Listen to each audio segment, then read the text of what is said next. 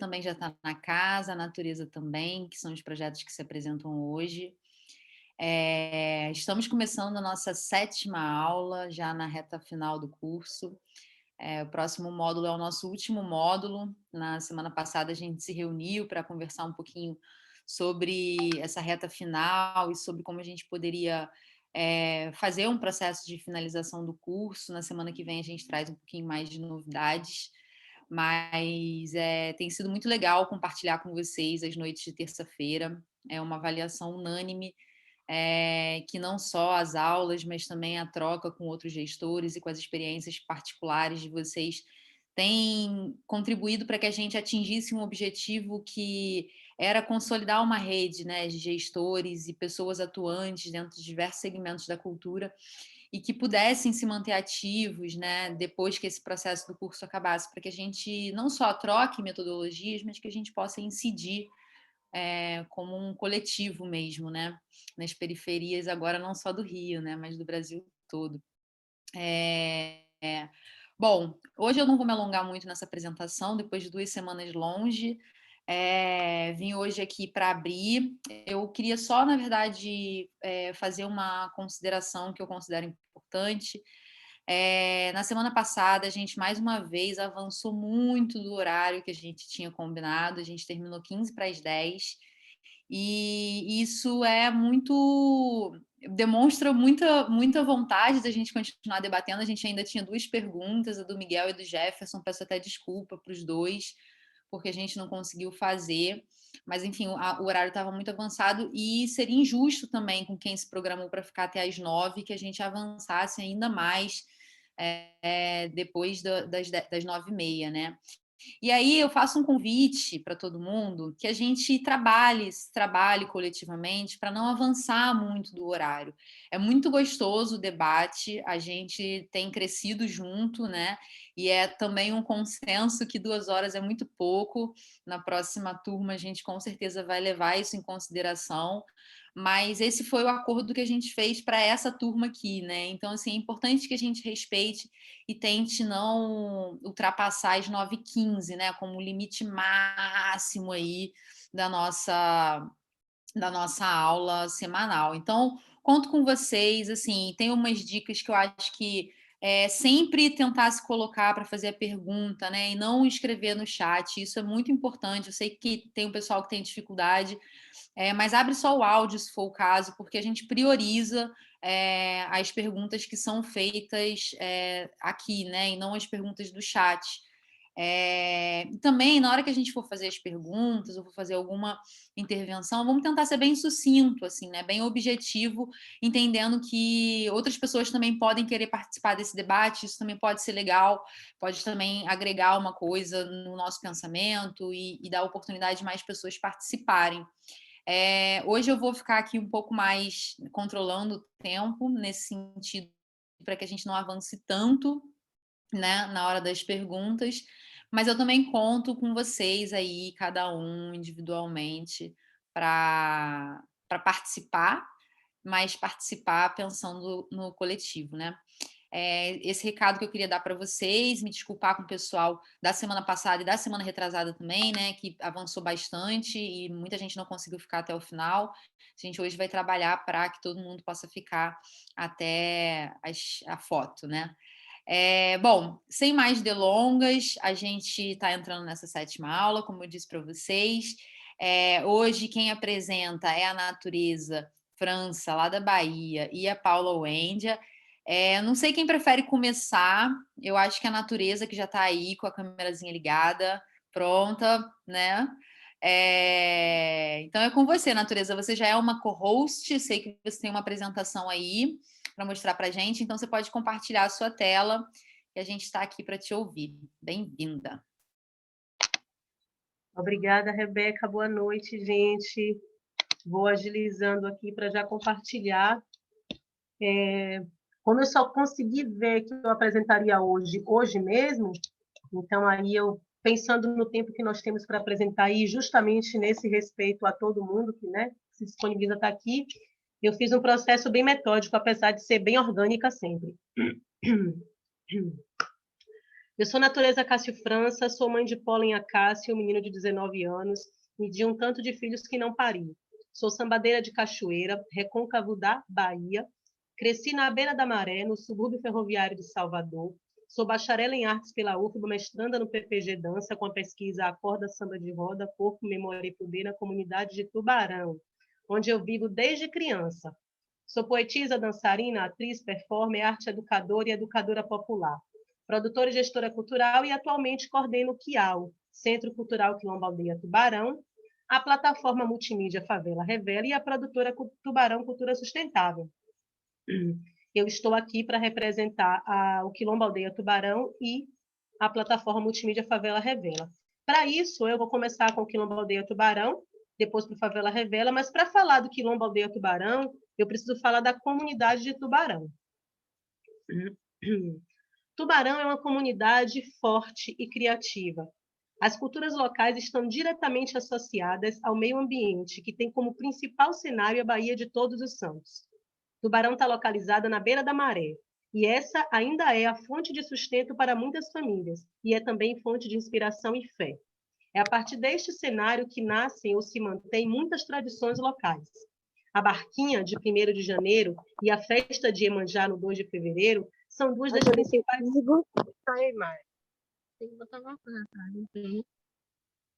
Oi? Dica, seu microfone estava aberto. Pode seguir. Tá tranquilo, gente? Pode ir agora. Sim, Natureza. Pode seguir? Certo, desculpa. São duas das principais celebrações da cultura local. Em Tubarão ainda acontecem as rezas de Santo Antônio, a queima da palhinha do presépio, os carurus de setembro e a tradição das caretas, com mais de 40 anos movimentando o carnaval na comunidade. Essa tradição, como as demais citadas antes, estava adormecida até o ano de 2013, quando o Grupo Acorda Samba de Roda, fundado por mim, surgiu e escreveu uma história bonita de resgate e fortalecimento da cultura local durante 7 anos, quando encerramos as atividades aí em 2020. E aí, esse Grupo Acorda Samba de Roda deixou sementes que continuam florescendo no QUIAL e por toda a comunidade. E quem é o QUIAL? O QUIAL é o Centro Cultural Quilombo Aldeia Tubarão. É um espaço de arte e educação, celebração e salvaguarda das culturas afro-brasileiras e indígenas, bem como de valorização das identidades herdeiras dessas matrizes culturais. Foi inaugurado em agosto de 2019 e está localizado no bairro de Paripe, subúrbio ferroviário de Salvador, de onde eu falo agora. Entre 2016 e 2018, o QUIAL era o Quilombo Acorda, porque sediava as atividades do Grupo Acorda Samba de Roda. Funcionava no imóvel residencial alugado, onde eu morava, e a sede atual está situada em imóvel próprio, onde a gente já conseguiu adquirir. E tem uma varanda de 40 metros, que é o Quilombo Aldeia Tubarão, anexo à minha residência. E o QUIAL ele abarca um conjunto amplo de atividades educacionais, artísticas e culturais que estão envolvidas e comprometidas com o contexto histórico, ambiental e territorial de Tubarão, pensando na perspectiva de suas potencialidades humanas. Esse é o Quilombo Aldeia Tubarão. Eu vou passar para o Favela Revela. Em 2020, eu trouxe ao mundo Favela Revela, junto com meu filho Pólen, e depois agreguei outros jovens estudantes, e a gente deu vida, eu pariu um projeto que eu anotava, que eu desenhava, que eu planejava desde 2016. Então, Favela Revela, aí tem uma frase de Dai Paz, que é um dos nossos integrantes, ele não está no grupo esses tempos agora, mas fundou com a gente, Atualmente temos 7 pessoas integrando. É difícil conseguir manter uma equipe grande no Favela Revela, porque a gente não tem um recurso, para pagar esses jovens para fazer o que eles fazem, que é o que eu vou falar para vocês. Favela Revela é uma plataforma multimídia, A gente produz conteúdo e difunde esses conteúdos pensando nessas produções de pessoas e territórios e iniciativas que são historicamente marginalizados, que estão na televisão sempre ali sendo apresentados em situações de violência, de vulnerabilidade. Então, Favela Revela nasce para trazer às redes sociais as potências de nossas periferias. Atualmente, como eu falei, são 7 jovens. O objetivo é principalmente a redução das desigualdades, né, históricas de raça, gênero e classe, atuando com e para as periferias. Então, ao mesmo tempo que a gente produz esses conteúdos e produz ações para valorizar esses territórios e iniciativas, a gente está capacitando os jovens integrantes do Favela Revela para essas habilidades. Então, considerando a minha atuação enquanto coordenadora, né, de arte educadora, de educadora popular, de educadora de aprendizagem, né, que eu não tinha colocado nesse currículo, mas que está aí também atravessando. Então, a partir desse processo de educação, esses jovens vão produzindo e vão se habilitando para atuar em produção cultural, protagonizando suas próprias histórias. Aqui são 2 quadros, né, que a gente tem no Favela Revela. Trabalhamos com 2 eixos principais, que é o Favela Revela, onde a gente revela conteúdos, iniciativas, ações, e o Favela Pensa, em que a gente traz algo que atravessa nossos pensamentos, nossas questões enquanto pessoas de periferia. E aí, a partir dessas habilidades dessa equipe, a gente presta serviço na tentativa da sustentabilidade. E esses são os serviços, né, que nós prestamos atualmente. Aqui algumas das nossas produções, a maioria delas aqui é do intercâmbio cultural que nós fizemos para o Rio de Janeiro, onde conhecemos o Observatório de Favelas, depois de um contato maravilhoso com o professor Jailson de Souza Silva, palestrou para nossos jovens integrantes em uma das reuniões. E é isso, se vocês quiserem saber mais um pouquinho sobre o Favela Revela, tem esses canais aí, as redes sociais. Peço desculpa pelo meu cronômetro que eu tinha pensado, acho que eu passaria alguns segundos, mas está valendo. Valeu, galera. Legal demais, Natureza. Eu peguei aqui o chat para falar com você e você encerrou. Então, fomos cronometradas igual. Mandou bem demais, obrigada. Wendy já está na casa já, está preparada aí?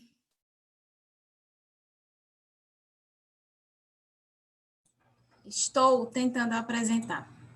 Acho que foi. Fica à vontade. Tem seus 5 minutinhos. Está aparecendo para vocês uma tela de um vídeo do YouTube? Tá sim.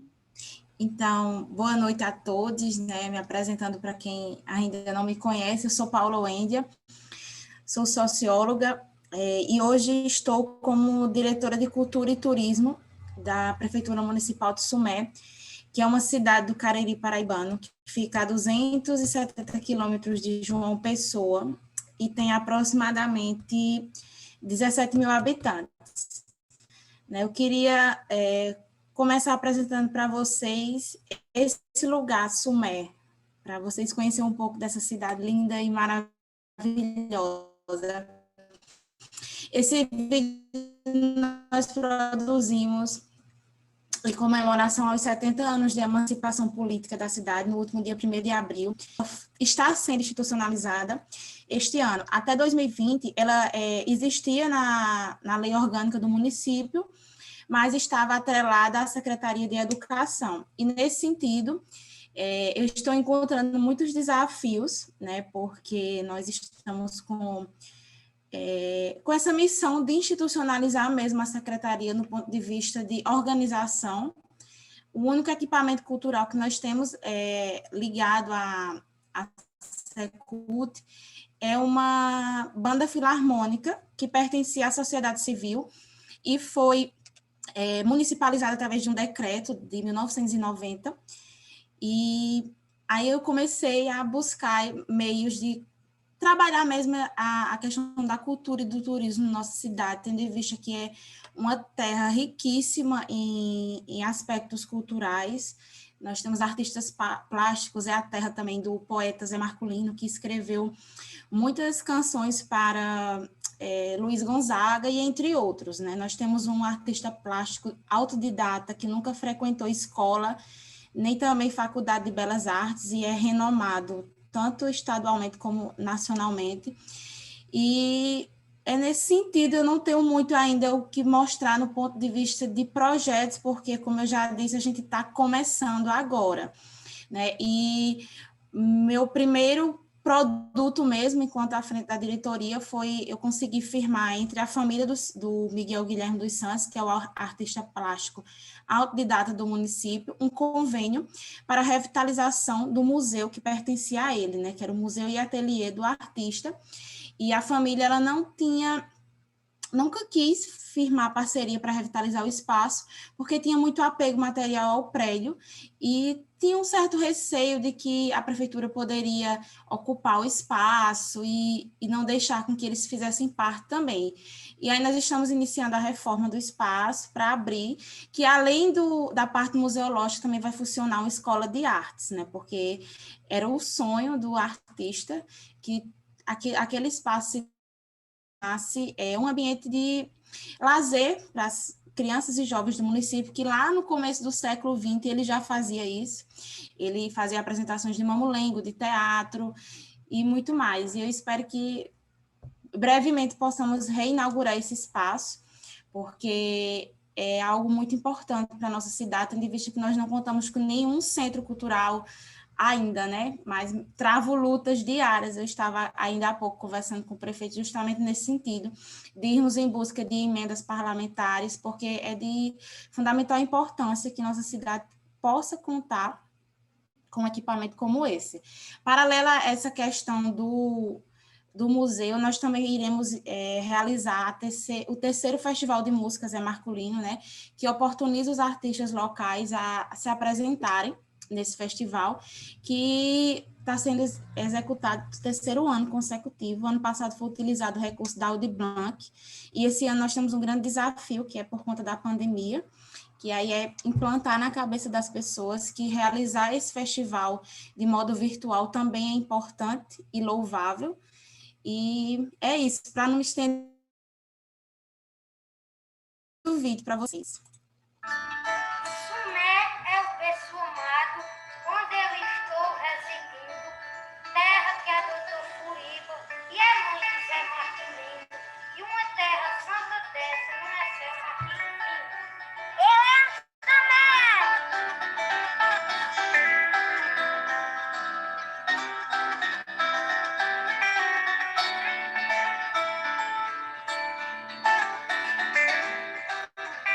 Terra, assim, minha paixão. Sou de Sumé, sou aluna da UFCG. 71 anos que eu moro nessa cidade. Eu sou fruto dessa terra. E quando eu cheguei aqui, cheguei com um dinheirinho, comecei a negociar. Fui com meu pai. Sumé, a pequena nossa, seria uma bela frente. Sou nascido e criado em Sumé, gosto muito da minha cidade.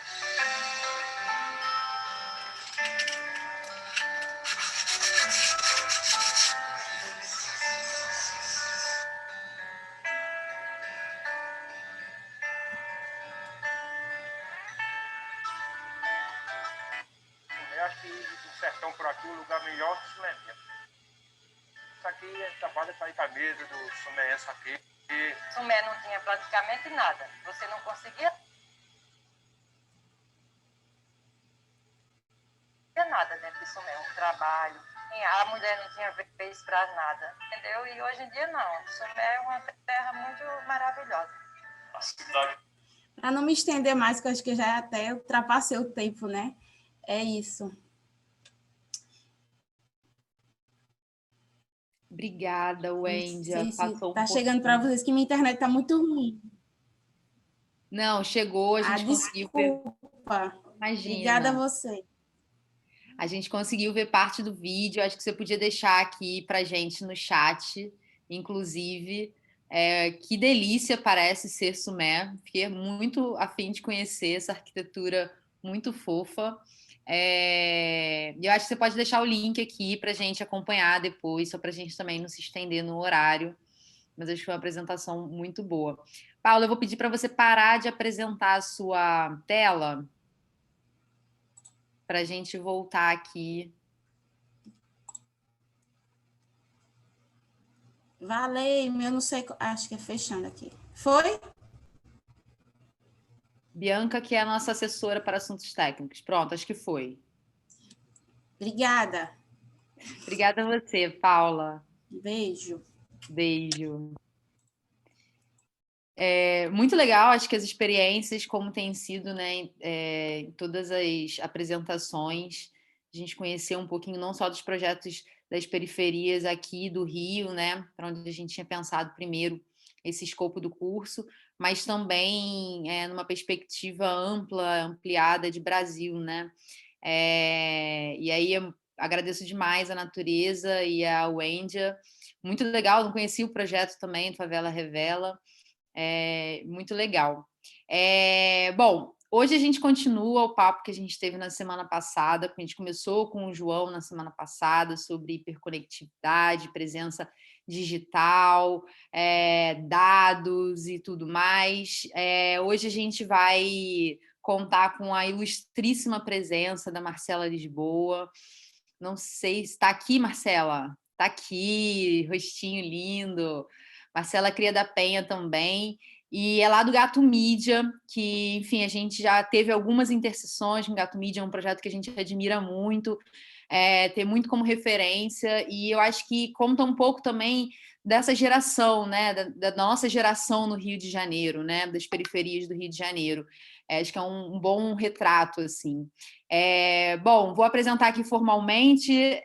A Marcela é jornalista, curadora, produtora, cria do Complexo da Penha, e desde 2019 ela dirige a NAIA, uma agência que pesquisa, desenvolve e executa ações de comunicação, arte, cultura, pensando a partir das periferias do Brasil. Ela vai trazer hoje a aula Experiências Concretas, Redes e Ruas. Vai falar um pouquinho, acho que, sobre todo esse mundo aí que a gente começou na semana passada. Marcela, contigo, bem-vinda, obrigada. Fica à vontade. Prazer, pessoal, boa noite. Para mim, enfim, eu estou muito feliz de estar aqui, nesse espaço organizado aí pela Arena, que é do lado de casa, né? Agora eu estou situada em Salvador, mas é sempre muito importante, é muito rico, na verdade, esse espaço de conseguir retornar, né? Assim, trazer evolutivas para o território. Então, fico feliz, prazer, todo mundo. Vou começar aqui minha apresentação também para a gente não perder muito tempo, até porque eu acho que eu vou me apresentar ao longo da própria apresentação. Beleza? É porque essa coisa do online, né, fica no silêncio. Mas eu falo a beça, então não estou nem aí para vocês. Eu vou falar e eu forço. Então eu vou forçar vocês a falarem comigo. Nosso papo de hoje é sobre experiências concretas, ruas e redes. Deixa eu passar aqui. Eu sou a Marcela, né, apresentar o meu corre, já trabalhei com muita coisa, sou jornalista de formação, mas trabalho como professora da rede do Gato Mídia, essa foto aqui embaixo, fazendo uma gracinha com a galera, no laboratório afrofuturista, trabalho com direção audiovisual, com produção executiva, enfim, como palestra, cineasta. Então, a gente vai se descobrindo em muitas formas de fazer. Eu acho que o grande prazer da cultura, né, de se envolver nesse espaço, é porque a cultura é política, a política é cultura, e uma coisa vai movimentando a outra. Vou botar aqui minha tela para o canto. Hoje as minhas as refs que eu trago, são muito baseadas na Bell Hooks, que é uma escritora estadunidense que eu amo, que eu gosto muito, o Djonga, que acho que a galera está mais situada, que conhece, rapper, e o meu masterchef, Milton Santos, que é geógrafo aqui da Bahia, e é minha grande referência de, acho que em tudo que eu faço e penso, pensando, não, ele é geógrafo, né, mas acho que a geografia ele pensa no espaço, então tudo que ele pensa a respeito do espaço, eu acho que em todas as áreas as pessoas deveriam entender um pouco mais de Milton Santos. E aí eu vou querer me aprofundar um pouco mais com vocês. Não vou ficar cuspindo conceito, porque eu acho meio chato, mentira, eu vou começar cuspindo um pouquinho de conceito, e aí eu entro no que eu quero entrar. A primeira coisa é dessa relação que a gente tem das ruas e das redes, para eu conseguir chegar no caso, né, e até no meu trabalho na NAIA e no Gato Mídia também, de qual ponto de vista, de qual lugar que a gente parte, né? Então, quando eu me apresento como cria do Complexo da Penha, para mim é muito importante demarcar de onde é esse lugar, esse corpo, por onde ele transitou e onde ele transita, quais são as referências que essa minha trajetória traz comigo. E como não basta eu ser, como é que é? Não sei se vocês estão conseguindo ver tudo, é porque vou diminuir, pronto. que não basta ser um de nós, né? A gente precisa também projetar signos libertadores em todas as produções, naquilo que a gente faz, porque eu vou apresentar aqui o caso do Rodrigo Santana, que vocês devem lembrar, do extinto Zorra, que tem aquele jargão dos 50 centavos, 30 centavos,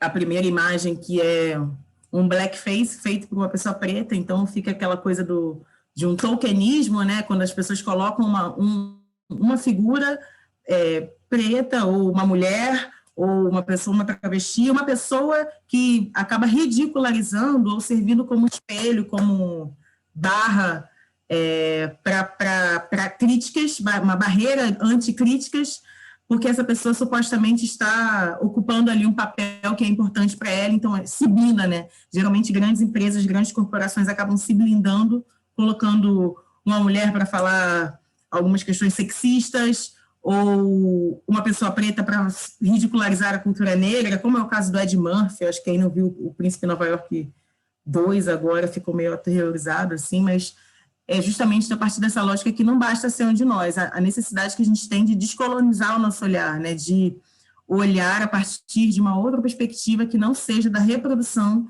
dos mesmos signos. E aí eu coloco como signo, não é apenas a palavra, eu vou abrir o chat aqui também. Gente, só vocês podem ir falando comigo, tá? Eu vou dar um espaço. Vocês estão falando caso do governo atual, então já é outra coisa, mas tudo bem, então. E o caso do Rodrigo, para mim, é muito emblemático nesse sentido, né? Não adianta ser um de nós, a gente tem a possibilidade sempre de reproduzir violências e marcar símbolos que são problemáticos também, tanto de discursos problemáticos, como a gente vê vários políticos, enfim, que vêm desses territórios de onde a gente vem e acabam reproduzindo também políticas problemáticas. Um outro caso que eu trago é que assumir essa outra narrativa da descolonização, ela implica também perder espaços. Eu vou colocar aqui o caso da Lumena, a Lumena Aleluia no Big Brother, o caso do João, não me limitando a uma discussão individual e pessoal ou moral sobre o comportamento individual dela, né, assim, enquanto pessoa, sei lá, de ser arrogante, não fazer uma discussão a partir dessa perspectiva, porque eu acho que enquanto indivíduo a gente vai ter erros e acertos o tempo todo. Mas a cultura da rede, essa cultura do cancelamento, sobretudo na rede social, e para pessoas pretas, e aí eu coloco um recorte que além de mulher, preta, lésbica, nordestina, né, você já entra com vários tags que te marcam dentro de um lugar. E a Lumena, não só por ser uma amiga pessoal minha, a gente tenta se libertar dessas tags o tempo todo, né, que nos colocam. E aí eu lembro muito de um discurso dela, de que não queria ser militante no espaço, mas como em alguns momentos é necessário você se colocar politicamente. E como isso implica necessariamente em perder espaços. A Lumena virou símbolo, né, acabou sendo... Lumena virou sinônimo de quando você não quer mais ouvir uma pessoa negra falando. Então... já vi várias narrativas de pessoas falando, nossa, várias Lumenas, conheço muitas Lumenas. Essas Lumenas, mais num lugar das pessoas que não querem revisitar as suas questões, né? Porque não é sobre a forma como ela colocava as coisas, necessariamente, eu acho que isso pode ser criticado, mas o conteúdo daquilo era uma verdade que muitas pessoas não querem ouvir.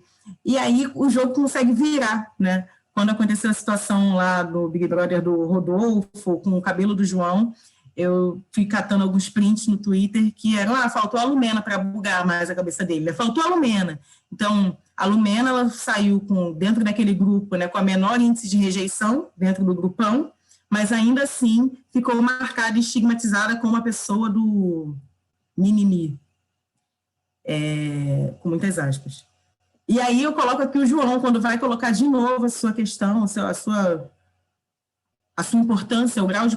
que eu acho que não era nem o João, que nunca teve esse comportamento político, né, que era muito mais na dele, tranquilo, colocado. Eu quero botar aqui para vocês que eu estou analisando o Big Brother não só como mais como um símbolo de monopólio, TV, onde grande parcela da população brasileira tem acesso e acaba, enfim, provocando discussões, né, dentro dos espaços. Existem funks que já foram gravados em torno da Lumena e da Carol Conká, então eu acho que é um case a ser analisado.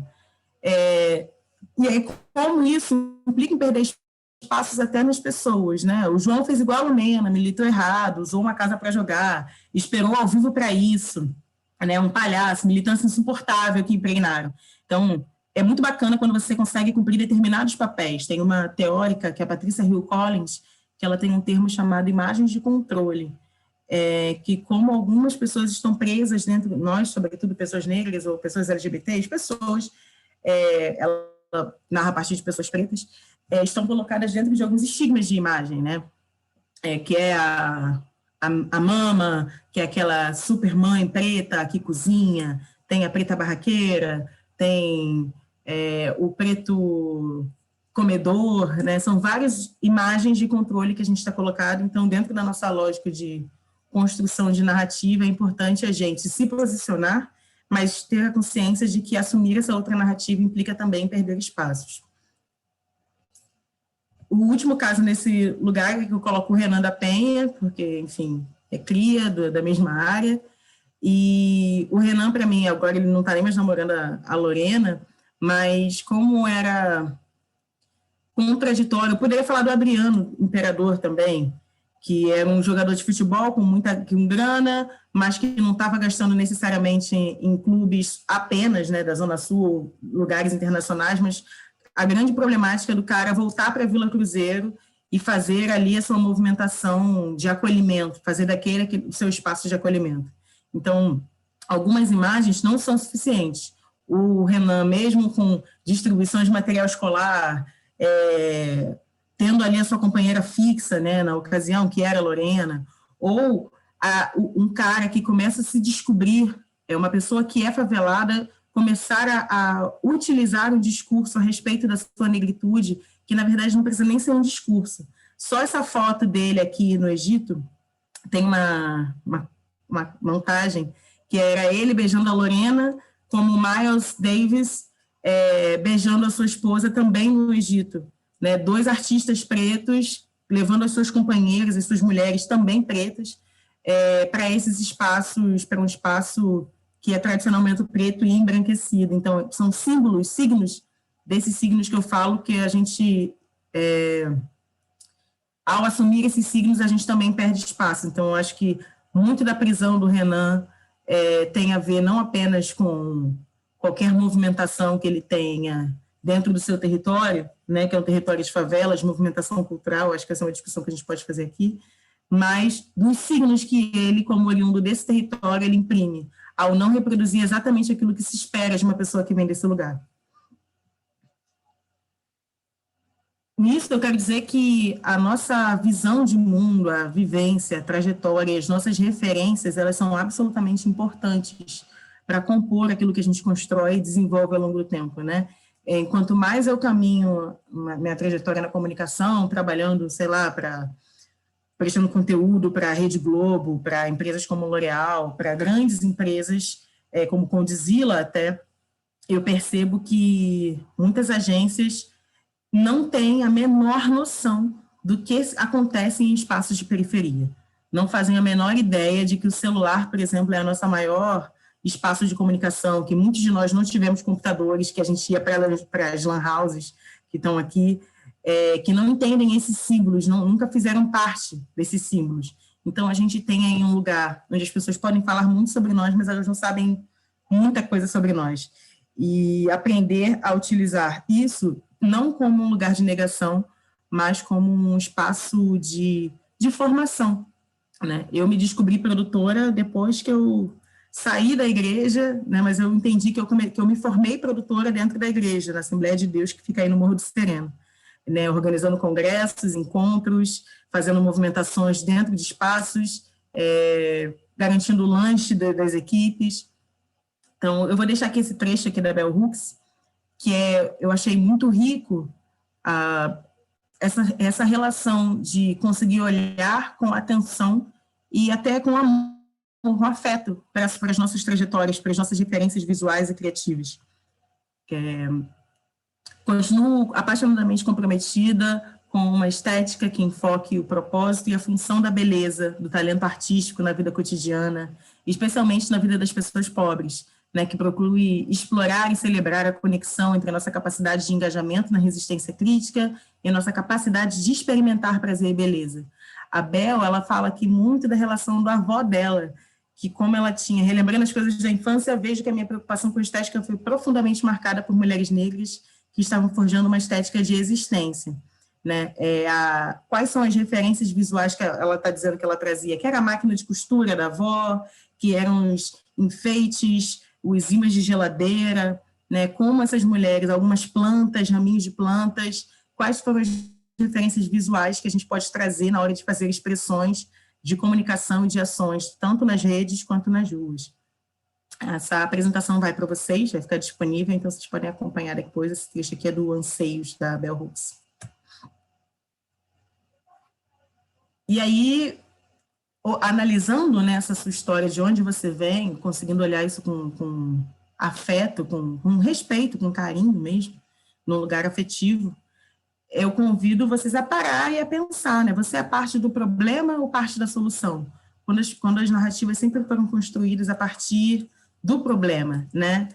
De que você é o ladrão, de que você é o errado, o mal, ou se não necessariamente você, mas aquelas pessoas que são oriundas com quem você trabalha, o seu público, o público em que você trabalha, dentro de seus espaços, da lona, de um coletivo, de um grupo que está ali dentro de um território de periferia. Como a gente foi estigmatizado, e eu acho fantástico esses signos, essa forma como o Djonga, ele traz, a partir disso, ele transforma em outra coisa, né? Quando ele fala, quem te roubou te chama de ladrão desde pequeno. Desde pequeno, quem te roubou te chama de ladrão. Então, agora eu sou um ladrão, mas eu vou roubar outra coisa, né? Eu vou roubar e eu vou voltar para o meu território fazendo exatamente aquilo que eu tenho que fazer. Então, eu acho que fazer esse jogo de transcode, de mudar a forma como você era colocado e transformar isso num outro exemplo, numa outra forma de você conseguir transformar algo que era da sua realidade, aplicar para a rede e da rede voltar para a sua realidade. Calma aí, que tem alguém falando aqui. Eu não estou conseguindo abrir o chat. Entrei pelo seu rádio também, você nem viu. É isso mesmo. Dentro de uma lógica da galera que traz da rede para a rua, tem uma expressão do Stuart Hall, que é um teórico da comunicação, que ele fala do transcode, né, que essa forma de você pegar alguns códigos e ressignificar esses códigos, como você pega ferramentas de desconstrução de estereótipos. Então, no Rio de Janeiro, tem essa marca, que é a Pormenor, que tem, enfim, são desde 2016 atuando no mercado, e fizeram essa linha do que o Djonga abordou em Ladrão, né, Pormenor. Bem na forma de falar, trazendo uma total não necessidade de vender ou de não alcançar um público que não seja o público dele, que entende o que é por menor, que não é por menor, mas é para os menor, né? É para a galera olhar e se reconhecer e entender o que está consumindo. Essa bermuda aqui embaixo é a bermuda cria. Então, por isso que eu volto, né? Quando eu falo que eu me apresento como cria, eu acho que é importante para marcar esse lugar de onde eu venho, independente de para onde eu vou. Porque por mais que talvez a minha linguagem, o modo de me expressar, ele não expresse códigos específicos de onde eu venho, tem alguns lugares que eu acho que são ferramentas políticas, são signos que são políticos também, da gente seguir demarcando esses espaços, né? Todos os espaços que a gente alcança, a gente siga demarcando o peso, o respeito, a riqueza que vem desses territórios. Como em Salvador, tem o caso da marca do gueto, que carrega talvez um pouco desse mesmo lugar, né? O orgulho de ser do gueto. E aí do gueto virou, é uma moda, uma marca de biquínis, de roupas, camisetas, shorts, bem nessa linha streetwear, de roupa de rua, mas que aborda e exalta, na verdade, esses lugares de onde a gente vem como estilo, como moda, como produtores de tendências também.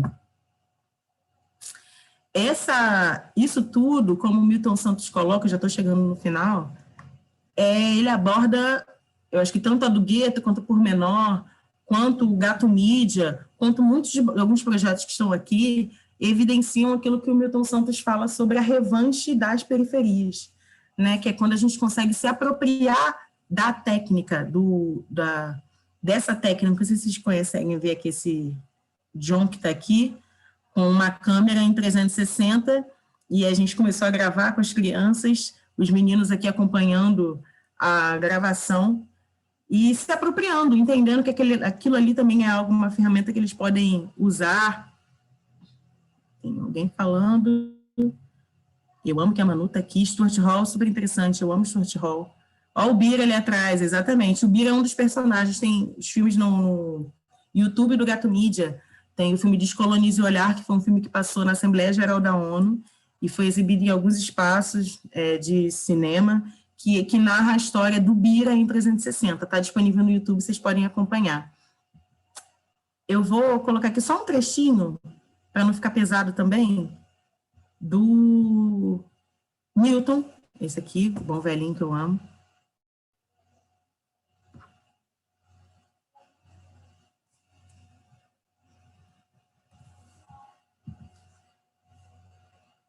Vocês estão gostando?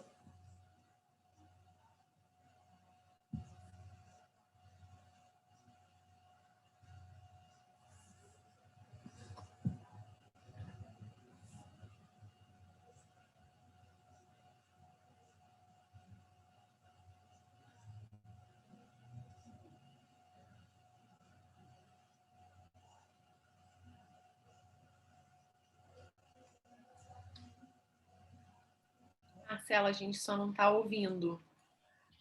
Ah, vocês não estão ouvindo? Não. Poxa, gente, eu estou aqui esse tempo todo aqui acompanhando o Krenak, achando, nossa, que maravilhoso, Krenak é tudo, né? Eu vou mandar o link aqui para vocês. O áudio sumiu, gato jovem, né? A gente conhece o Krenak mais velho. A partir dos 45 minutos, ele faz uma fala que é a partir de como a perspectiva dele, né? Esse documentário foi gravado nos anos 80. Como a tecnologia poderia ser um espaço de emancipação em que as pessoas não precisariam mais nem de grandes meios de monopólios como o Globo, enfim, aqui a gente vai falar dar nomes, né? Como a CNN, que é a CNN África, que faz a comunicação para informar o que está acontecendo no continente, precisa passar pela CNN de Londres, e, enfim, são coisas que não cabem mais hoje, né? A gente tem aqui no poder nas nossas mãos, que é uma câmera, um celular, um smartphone, e a partir daí a gente quebra toda e qualquer possibilidade de narrativa. Claro que quebra tudo, eu estou sendo muito esperançosa. Até porque a gente sabe que existe monopólio, enfim, luta de classes, são vários recortes. Mas a gente tem a possibilidade, com a internet, de, mesmo que os algoritmos tentem nos colocar, né, escondidos diante, enfim, de todas as ondas de patrocínios, a gente tem aí uma brecha. E eu acho que é na brecha que a gente aposta. Sim, eu vivo da brecha. Eu acho que eu sou fruto da brecha, né? Eu sou o erro do sistema. Não tinha nem que estar aqui. Então, eu acho que o Krenak quer dizer é que isso foi importante. Eu vou só colocar as imagens aqui, já que o áudio não vai, para vocês conseguirem acompanhar. Que não está nem no áudio, gente. É isso, cara. Que é o que aconteceu no Acre, né? Além da possibilidade da galera conseguir produzir acerca de si mesma, ele coloca o que aconteceu no Acre, que era a divulgação das madeireiras, do agronegócio super absurdo, que aí chegou a ouvidos de tantas, chegou a uma rede internacional, na verdade, para que hoje a gente consiga, né?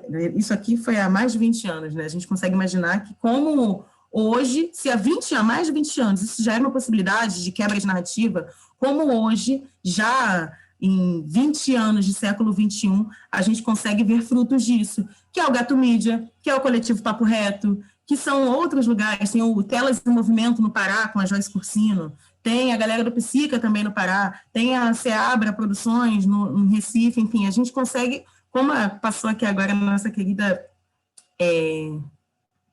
Rosa... Ai, gente, me desculpe, eu estava até seguindo ela agora no Instagram. Cadê? Qual o nome da nossa convidada agora, gente? Por favor, me ajuda, me salva. Natureza, entendeu? Como várias outras ferramentas foram surgindo a partir da mobilização da gente, que a gente consegue já ver, na verdade, a materialização daquilo que o Krenak está falando aqui.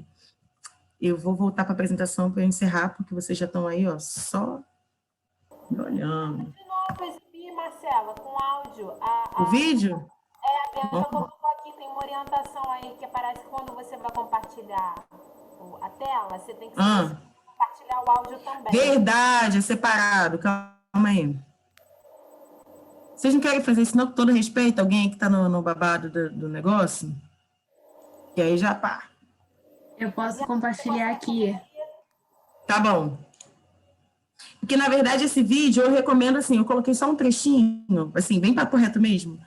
Esse é um trechinho, eu recomendo que vocês vejam todo o documentário, tá no YouTube disponível, e logo depois que ele fala dos Krenak, tem um corte que o Milton aponta para o povo de Japeri.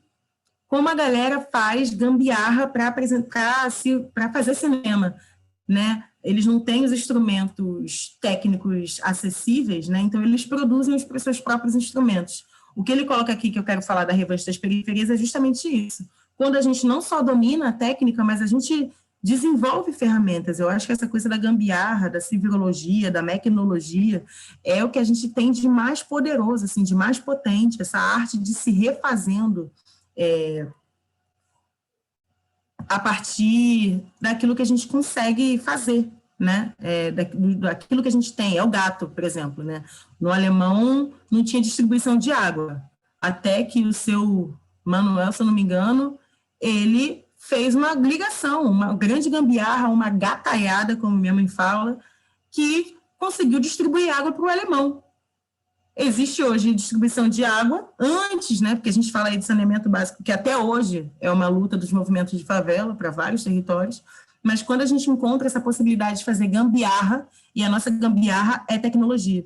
Então, é importante que a gente reconheça, por isso que desde começar falando do reconhecer a nossa trajetória, os nossos conhecimentos, aquilo que a gente vê da potencialidade dos nossos territórios. E aqui, uma ação que foi específica de rede, né, a globalização das nossas ações por meio da rede, que é dessa vez o Nós por Nós Mesmos, foi uma ação que a gente fez, a Agência Naia, a Gato Mídia, a Agência Chama, foi um coletivos, a gente se reuniu para pensar estratégias para uma ação a respeito da intervenção militar no Rio de Janeiro, a intervenção federal, né, que aconteceu há uns 2 anos.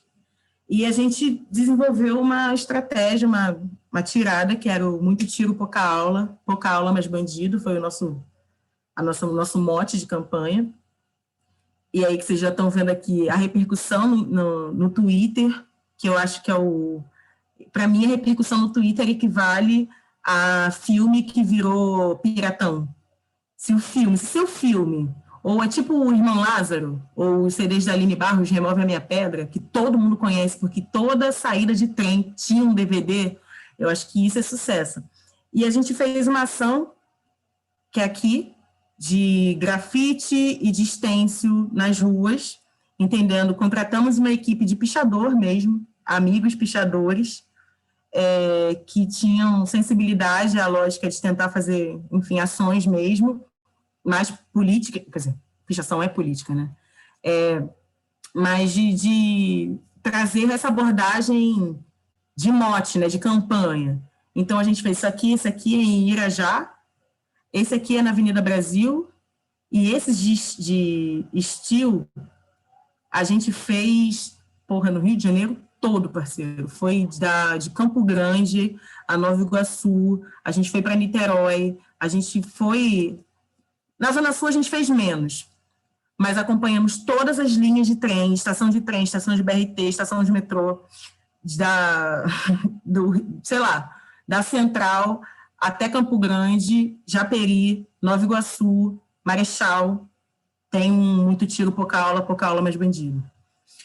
E esses 2 maiores que a gente fez, esse na Avenida Brasil, de frente para Nova Holanda, eu achei o máximo, que até hoje é a capa do Twitter da favela Nova Holanda. E esse aqui na saída do lado do metrô, da estação do metrô de Irajá. E aí, como resultado, a gente tem aqui a galera que adotou, porque a gente entendeu que a mensagem fez sentido. Se tem muito tiro, vai ter pouca aula. Se tem pouca aula, vai ter mais bandido. Ninguém quer. Né? Ninguém quer mais bandido. Ninguém quer muito tiro. E todo mundo acredita na educação. Então, eu acho que de todas as campanhas que a gente conseguiu desenvolver, assim, de ação rede e rua, essa foi uma que fez muito sentido, entendendo que, sim, a favela é conservadora, no sentido de, né, quando a gente fala de direitos humanos, que a gente defende bandido, e eu defendo bandido mesmo. Minha lógica é de defender bandido mesmo. Então, mas que eu não quero que tenha mais bandido, que não precisa. Eu acredito que a gente está aqui para construir uma sociedade em que não precisa mais existir os varejistas nem os atacadistas do tráfico. Mas enquanto existir, né, um sistema que promova esse tipo de ação, é importante que enfim, aí é uma discussão outra. Mas além da minha discussão, né, de quem atravessa o mundo da universidade, de outros espaços, eu sei que a minha mãe é uma pessoa que não quer defender bandido, porque a favela não quer mais bandido, porque é o bandido que faz com que tenha mais tiro, né? Então, abraçou, eu acho que foi muito bacana, porque as mais velhas repostavam, e os adolescentes também abraçaram o papo. E virou um podcast, depois a gente foi acompanhando, assim, criaram um podcast, um grupo da Rural, que viu na Avenida Brasil e desenvolveu um podcast a respeito do muito tiro, pouca aula mais bandido. E essa ação, por exemplo, a gente não assinou. Então, ninguém sabe muito quem foi. Até porque, enfim, era uma situação meio de risco público, né? A gente preferia não assinar. E eu acho que isso foi o mais legal. Porque a gente teve um resultado muito orgânico, MC Sabrina, pessoas que comentavam sobre isso, para entender como a gente pode olhar com afeto para a nossa trajetória, porque quem queria trabalhar com pichador, né? Mas a gente sabe que o pichador é o cara que não tem medo, que vai lá madrugadão e faz, e é isso. A partir disso, a gente usou, na verdade, mecanismos que a gente entende que eram eficientes dentro desses territórios. O boca a boca é o maior deles, não tem como. A fofoca corre mais rápido que... É isso, né, gente? Bolsonaro foi eleito presidente. O boca a boca, o fake news do Zap, o áudio do Zap funciona. Se não fosse assim, a gente não teria um desgoverno como a gente tem hoje. Estados Unidos, que é isso, a nação dona, criadora, dona e proprietária do capitalismo, também não teria tido um presidente como Donald Trump se esse tipo de mecanismo não funcionasse. E eu acho que isso é muito orgânico desses territórios que são de periferia, que é a campanha do boca a boca. Aqui a gente está falando da Bíblia Sagrada, que vai distribuindo na porta da sua casa, né? É a irmãzinha lá da igreja que bate na tua porta. Banco não bate na tua porta, parceiro. O banco pode até colocar anúncio no teu Instagram, no teu Facebook, mas quem bate na porta da sua casa é a irmãzinha da igreja. Então, esse tipo de comunicação, a gente sabe que é uma comunicação que ainda é eficiente dentro desses territórios. Como o caderninho, né, o Jornal da Universal, que é um jornal que é distribuído gratuitamente. Então, ou o caderninho de oração da igreja. Coloquei aqui, meu sogro colocou meu nome no caderno de oração. Eu falei, coloquei seu nome no caderno de oração. Como esse lugar é orgânico de você. A gente não reclama de que tudo tem que dar dados, né? Vai ter que fazer um cadastro, tem que colocar aqui meu e-mail, dou meus dados para o Google. Mas antes de dar meus dados para o Google, quando você estava passando um aperto, passava ali na frente de uma igrejinha, tu ia lá e botava seu nome, às vezes você bota seu telefone para receber uma oração, né? Ou fala que eu te escuto na madrugada. Eu coloquei aqui a Igreja Universal porque eu acho que eles são um dos maiores casos, assim, de comunicação para a classe C&D que eu conheço, que faz esse trabalho de ruas e redes de uma forma espetacular, com todas as críticas, obviamente, estruturais que eu faço, mas, assim, não dá para negar que esse remix de linguagens que eles fazem é de, assim, profunda eficácia dentro desses territórios. Além disso, a clássica faixa, né? Eu botei aqui da Ágata presente, mas eu lembro do coronavírus, que tinha lá no alemão, tinha vários, fica em casa, porra, se sair vai morrer, né? Essa tentativa, ou então ali no bar, né? Essa aqui é uma cena até de Bacurau, piada só quando o olho fecha, ou até a lógica do mototáxi, o capacete aqui não é o caso do mototáxi, é Bacurau, mas se você coloca ali um adesivo no capacete do mototáxi, todo mundo vai ver o que está escrito, porque todo mundo pega e senta atrás do mototáxi, então não tem como você não olhar. Então, quais são os tipos de comunicação que a gente consegue fazer uma intermediação entre, né, que são de baixa tecnologia, mas que também são tecnologias, que são, que vêm de como a gente olha para o que a gente já faz. Não é muito um lugar de mapear, às vezes a gente fica muito preocupado com técnica, claro que a técnica de saber mexer com o algoritmo das redes sociais é muito importante, mas depende para quem que você quer conversar. Será que a tia do açaí precisa de uma página no Instagram? De uma página no Facebook? Tudo bem se ela tiver uma rede de açaí, maneiro, ela vai precisar. Mas para aquela barraquinha ali, talvez ela só precise de uma faixa, um caderninho que bata na porta, como a galera de favela já faz, né? O dono da pizzaria da favela, ele já distribui, paga ali alguém que vai colocando o papelzinho da pizza na porta de casa de todo mundo, bem na linha da igreja. Então, como comunicar nessa era das causas, né? Sendo a causa, fazendo parte desse movimento, eu coloco aqui, que é acreditar nessa sua trajetória, entender esse lugar de onde você vem, que tem potencialidades criativas e comunicacionais que são riquíssimas. E se não fossem, não haveria um poder de compra tão grande. Se não fosse esse movimento de igrejas neopentecostais, não faria um trabalho tão profundo. A Igreja Universal não teria hoje, como Macedo, um dos caras mais ricos do mundo, do Brasil, né? Porque existe um poder de consumo dentro desses territórios e existe poder de comunicação que eles produzem com, sim, uma eficácia profunda. Então, acho que aplique a sua forma de ver e de entender. Como a gente pode aplicar, não necessariamente aquilo que a gente vê de fora, mas também coisas que a gente já entende de dentro. Remixe suas referências, né? É o adesivo, é o grafite, é o mototáxi, como uma coisa linka a outra. Eu acho que o caso do Muito Tiro Pocal é muito bacana, porque é isso, é intervenção de rua direta, e a gente lidou com as pessoas, que a gente sabe que as pessoas iam fotografar e iam querer colocar no Instagram, no Twitter, no Facebook, e foi o que aconteceu. E é mão na massa, né? No resto é trabalho, é corre. Então, eu vou finalizar aqui, porque eu sei que a gente já passei do meu tempo, foi para tudo. Vocês me encontram nesses arrobas aqui, da Naya, do Gato Mídia, e o meu pessoal. E a apresentação vai para vocês, está o link aqui do vídeo do Milton Santos, espero que vocês vejam, é uma referência incrível. Parei aqui de apresentar, vou ficar quietinho e vou ler aqui os comentários.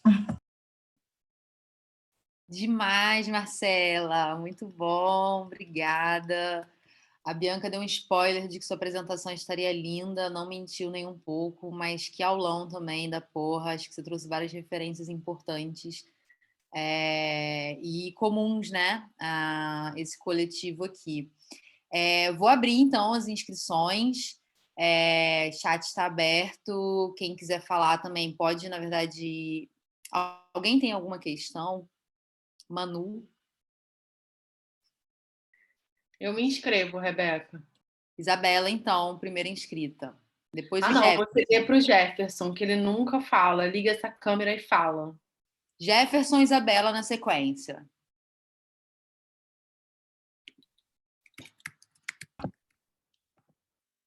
Eu sou tímido, gente. Vamos lá. Marcela, é muito, muito, muito legal de escutar. Eu estava até com a Érica aqui no WhatsApp agora, trocando, caralho, que aula foda. Porque é muito legal a gente pensar para quem a gente está produzindo, né? Em qual território que a gente está produzindo. E no território que a gente está produzindo existe a linguagem que já é realizada ali, né? Então, você justamente entender isso e usar a linguagem para o território que você está inserido é muito massa. Achei incrível, assim. E aí eu trago um questionamento que eu tive assim enquanto eu estava disputando e dialoga com muitas coisas que você falou. Eu agora moro em Santa Teresa, mas eu nasci e fui criado em Olaria. E aí tem uma rua aqui, né, que é uma rua que tem várias lojas, né? E aí tem duas lojas de roupa especificamente que eu queria trazer para cá para nossa discussão. Uma delas que me incomoda muito, talvez pela minha trajetória de ser, né, morador de Olaria, que o nome da loja se chama Favela Hype. E aí esse nome, por exemplo, já acho que traz um monte de questionamentos que a gente pode conversar aqui. E assim, e eu enquanto morador daqui agora, passo toda hora em frente e vejo que as pessoas que, enfim, que estão ocupando esse espaço não necessariamente acho que estão dialogando com as coisas que a gente vem tendo cuidado, estando em espaços de favela, em espaços de periferia. E, enfim, queria trazer essa problemática para saber o que você acha. E, em contrapartida, Eu acho que tem uma outra loja aqui em Santa Teresa que se chama Baobá, que aí sim é uma loja de roupa de pessoas pretas para pessoas pretas. Inclusive, teve agora uma artista que fez uma performance pelo Bela Maré em frente a essa loja, que foi a Raina, isso. E aí, e assim, aí quando as pessoas vão comprar essas roupas, esses acessórios, ela explica, contextualiza, todas as vendedoras, né? Contextualizam por que você está levando esse cordão, o que significa esse turbante, enfim. Eu acho que é uma forma de você utilizar dos discursos que a gente vem construindo, né, em periferias e favelas, a favor do que a gente, né, sublime. Enfim, acho que é isso, são as minhas questões. Obrigado e um beijo.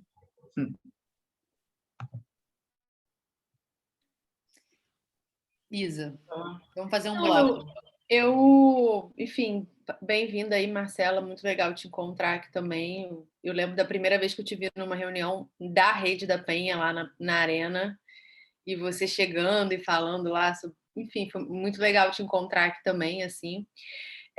Eu acho que uma coisa que seria muito interessante, não é exatamente uma pergunta para a Marcela, mas, enfim, eu sempre sou amiga que volta aqui na história da rede, por que a gente está fazendo esse curso, né, para tentar efetivamente consolidar e mobilizar uma rede de gestores e produtores culturais que estão pensando suas iniciativas a partir das favelas e periferias, e eu, na verdade, convido a galera a falar, tipo, de alternativas que a gente vem criando nos equipamentos, nos projetos, a partir de muitas dessas tags que a Marcela traz, sabe, assim. E eu, assim, tanto a partir da Arena quanto a partir do Bela, eu me lembro de um conjunto de iniciativas que são da ordem dessa parada de que, cara, só a pessoa que está ali vivendo realmente o território, tem uma experiência de circulação em favela e periferia, para entender que é muito importante você... A gente, por exemplo, quando chegou na Arena, a gente fez muitos movimentos de diálogo com a vizinhança que eram estratégicos para as pessoas entenderem quem a gente era. Que era tipo assim, cara, eu lembro que teve uma época que o André, que ele não está aqui, ele assistiu algumas aulas, ele falou assim, cara, gente, vamos comprar um ferro e uma tábua de passar roupa, bem no começo. E a gente falou, cara, não vamos comprar, vamos sempre pedir da vizinha, porque é uma estratégia para ela entender quem a gente é, o que a gente está fazendo aqui, enfim. Então tem todo um conjunto, a gente foi entendendo enquanto equipe várias estratégias que era tipo da roupa que a gente vestia, do jeito que a gente atendia o telefone, enfim. Então assim, enfim, a história das cartinhas, que eu acho que a gente já falou aqui também, de escrever cartas e distribuir nas casas das pessoas. Então, assim, eu também fico muito curiosa para ouvir o que outros projetos e outras iniciativas estão produzindo nesse campo, que é basicamente essa experimentação de hackear o território e pensar como o território pode, de novo, né, impactar a tua prática de gestão. De novo, a gente volta para essa ideia de inverter o nome, né, assim. E aqui, com a Marcela e com o João, a gente está conversando sobre comunicação, né? Então, talvez fosse uma pergunta, fosse legal todo mundo que se sentir provocado responder assim, o quanto, na sua prática de projeto, de equipamento, de, sei lá, vivência mesmo na produção cultural e na gestão cultural, já mobilizou algum método de comunicação a partir da vivência territorial. É meio que isso. Demais agradecer mesmo, Marcelo, todas as provocações.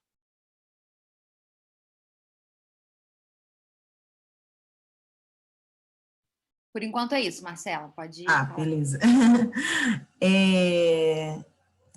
Acho que tem uma problemática aí que eu tenho até um curso que é comunicação para a classe C e D, que é justamente nesse lugar, assim, de que a gente está vivendo numa era que é a era das causas. Acho que pelo menos até um tempo, né, a gente sabe que discursos que o Big Brother 21 é totalmente diferente do Big Brother 2, como falou, não sei se vocês viram o vídeo novo da Porta dos Fundos, que o Gregório falava, não, cara, vai ver Big Brother, mas assim, desse não, vai ver o de 2002, entendeu? Que não tinha muito essa coisa, que não tinha militância, né, assim, existem discursos que a gente via e ouvia na televisão e que fazia em 2002, não precisa nem voltar para 2002, até um pouco antes, depois disso, né, de 2010, que hoje não cabem mais. Né, que não fazem mais sentido, que vai ser apontado, que vão surgir momentos, perdão, do trocadilho, mas que vai surgir ali aquele dedo e falar, cara, olha, isso aí não cabe mais falar não, isso aí você vai ter que repensar a sua forma, porque não cabe. E isso tem a ver com a autenticidade, eu acho que o Favela Hype, para mim, lembra a Osklen vendendo a camiseta favela. Eu não vejo muita diferença. Porque a gente sabe que tem um público que é isso, por isso que a primeira pergunta é qual é o público? Assim, de Santa Teresa, qual é o público? Porque quem consome Osklen, quem consome favela hype não é favela. Né? A gente sabe que a gente está falando aí de classes A e B, pelo menos. E esse grupo não comprariam da feirinha da Maré, a feirinha da 9. Não vão comprar. Como não vão, podem não comprar do gueto em Salvador. Como não vão comprar por menor. Talvez agora eles comprem o por menor, porque o por menor está online, tem ali a facilidade de você entregar, você não precisa se deslocar para ir em algum território. É muito mais fácil você ir para o território da Zona Sul. Quanto à autenticidade disso, a gente sabe que é problemático, porque existe muitos desses espaços não tem uma contrapartida para os territórios, né, para a apropriação que eles produzem, que eles promovem, não há contrapartida, ou quando há contrapartida é sempre numa lógica muito de coisificação, né? Eu conheci como é que é o nome dele, cara, o dono da Osklen? E eu lembro que foi numa conversa no Parque Lage, estava presente até a Mateusa, não sei se vocês lembram, a Mateusa que foi assassinada. Era uma conversa com o grupo LGBT para trazer Oscar, esse mesmo, para trazer aquela The Queer Museum para o Parque Lage. E o Oscar, a gente foi questionar, a Mateusa questionou para o curador, quantas pessoas queer tem nessa exposição? Vocês querem a nossa ajuda para trazer a exposição, mas quantas pessoas queer tem na exposição? Quantos artistas queer tem? E aí o curador se sentiu ofendido. Por isso que isso gerou o programa educativo, exatamente, Érica. E o Oscar, que estava na mesa do almoço, ele se levantou, porque ele ia ser um dos apoiadores, ele se levantou e disse que achava um absurdo a gente querer confundir arte com militância, e saiu. Ele saiu da sala, ele levantou da mesa e foi embora. Agora você vê, existe a autenticidade de um cara que se levanta porque ele não consegue ouvir, mas depois, com certeza, ele, né, fez aí alguma, não sei, né, porque essa galera realmente, eu não sei nem se posicionou quando a Mateusa desapareceu e houve aquela comoção nacional de movimentação. Será que ele se posicionou? Será que foi só mais uma, né, um desses corpos estranhos que se foi, que para ele não faz muito sentido, mas ele pode ter uma camiseta com a cara da Mateusa, e aí ele vai dar R$5.000 para a família, vai vender casa camiseta a R$400, e ele vai dizer que fez uma contrapartida. Vai chamar um artista queer para fazer, para tirar uma foto, para pegar uma foto, para fazer. Então, qual é o limite da negociação? Eu acho que até no caso da Baobá, que eu conheço a Tenca, o próprio público da Baobá também não é o público. Eu consumo, já consumi Baobá Brasil, mas eu sei que eu sou, como eu disse aqui, a brecha. Eu sou quebra de código, eu sou cria da Penha, mas eu sou jornalista, estudei na faixa, né, eu transito por outros territórios. Quando eu fui participar do encontro aí na Arena, eu fui como moradora, mas eu fui como assessora parlamentar, eu já circulava outros espaços. E a Baobá também é uma loja em Santa Teresa. O público que consome, com certeza, não é ali do Foguete, do Falete. Com certeza.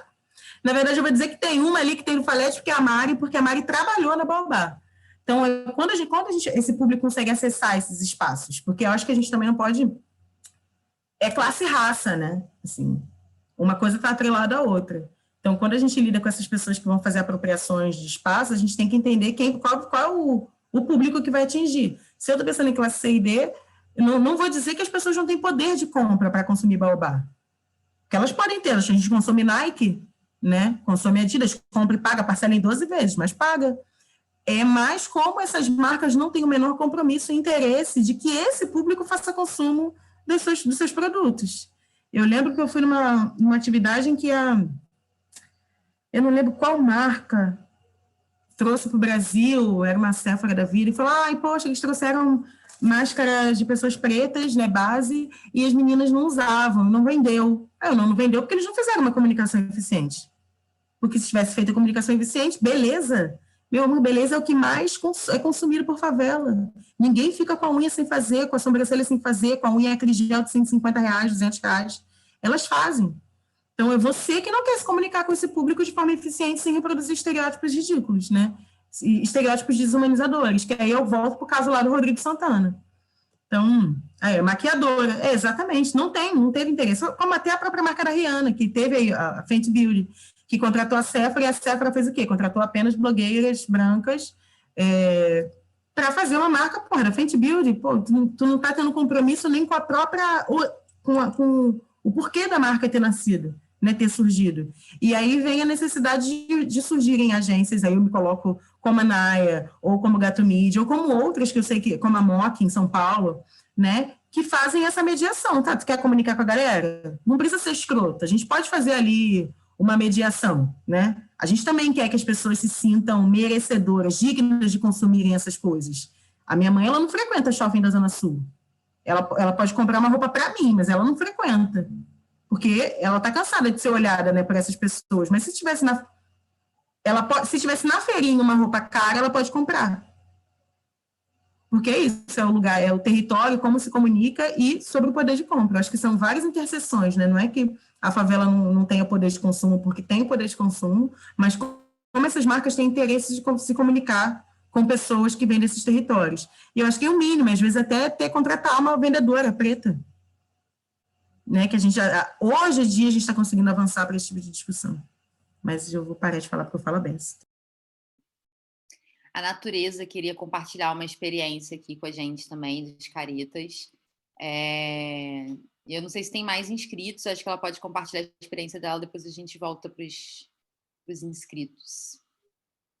Então, dialogando aí com o que Isabela estava trazendo, né, e que tem encontro na semana passada, em tudo que a gente está falando, né, das ações que nós realizamos nos territórios em que vivemos, que elas são muito influenciadas por esses impactos, né, cotidianos do território sobre nossos trabalhos, nossas caminhadas. E, assim, em 2015, eu faço ação na minha comunidade desde 2004, né, quando meu filho tinha 2 anos. Mas em 2015, quando eu já me dedicava mais a isso, né, a essas ações de arte, de cultura, nós já tínhamos o grupo Acorda, samba de roda aqui na comunidade, e chegou para mim a notícia de que os policiais, né, estavam tomando as máscaras dos meninos. Não sei se todo mundo aqui conhece a tradição de caretas, mascarados durante o carnaval, né, que são os cortejos musicados, ou só mesmo o vestido de careta para assustar, para brincar, para divertir. Tem outras tradições, né, similares no recôncavo da Bahia, mas, enfim, aqui a gente preserva a tradição das caretas. E aí chegou para mim essa informação de que os policiais estavam tomando máscara, dando tapa nos meninos. Eles já fazem isso, né? E aí estavam fazendo nos meninos que se vestiam de careta, né? E aí, quando eu fiquei sabendo disso, eu fiquei bem revoltada. E a gente, né, logo pensei em criar uma ação que pudesse dialogar para que a comunidade fosse responsável pela manutenção dessa tradição, porque já não tinha muita gente se vestindo de caretas, como há 20 anos atrás, 30 anos atrás, que saía muita gente na comunidade. Então, essa tradição já não estava tão presente. E aí, com essas, né, coações da polícia, ia acabar a nossa tradição. E fizemos a Festa das Caretas. A ideia da Festa das Caretas é, né, desfilar, trazer os meninos para se vestirem de caretas, que eles pudessem se vestir, e desfilar pelas ruas um sábado antes do Carnaval, desde a primeira edição, foram 6 anos, de 2015 até 2020, né? E aí a gente faz antes uma oficina de máscaras para que eles possam construir, porque deixam para a última hora, às vezes em casa não tem aquele incentivo, então a gente fazia para garantir que tivessem caretas. Começamos com meia dúzia na primeira edição, e aí na última agora a gente colocou o mini trio na rua, e aí a gente recebe gente de vários lugares, de Salvador e do Brasil. Então, o que acontece? A água, a gente investe um pouquinho de dinheiro que a gente tem ali para umas coisas ou outras. Os grupos culturais amigos vêm de outras partes, né, para poder garantir esse cortejo musicado. E a água que nós bebemos durante o evento, normalmente ela é fornecida pela comunidade. A gente só fornece água, né, ali para os artistas que vêm, mas a gente já fez uma ação, inclusive, com copos. A gente entregou copos para as crianças, para os caretas. para que as famílias pudessem dar essa água, porque a comunidade ela precisa se sentir responsável por tudo isso. A gente sabe que uma mãe de família ela não vai poder estar fazendo evento, produzindo. Então, a gente que conseguiu alcançar, né, esse privilégio, que ainda assim é um privilégio, mesmo com todo o desafio, de poder estar trabalhando com isso. Então, a gente vai envolvendo elas de alguma maneira. Nessa festa das caretas, a gente premia as crianças. São cestas básicas que a gente arrecada de alimentos das famílias também. É a comunidade quem doa o macarrão, o arroz. E nós montamos quantas cestas básicas conseguimos e as caretas, né, nesse desfile, nessa brincadeira, elas são premiadas no final. E aí o que eu quero trazer é que, assim, se a gente não fizer, né, esse trabalho de corresponsabilidade, se a gente não trouxer isso para a pauta do cotidiano, né? Dizer assim, aí, ó, estou com um ofíciozinho aqui, a gente vai fazer uma festinha, você vai participar, porque a galera participa, a comunidade cada vez mais. Ela, né? No começo, a gente recebia muita gente de fora para vir visitar, por conta justamente dessa relação que foi o que Marcela trouxe. Eu consegui acessar a universidade, eu consegui acessar outros espaços, então eu trago para a minha comunidade essa galera. E, às vezes, é a galera vindo de fora que faz com que a comunidade olhe diferente para aquilo que ela está fazendo. É o olhar do estrangeiro que vai, né?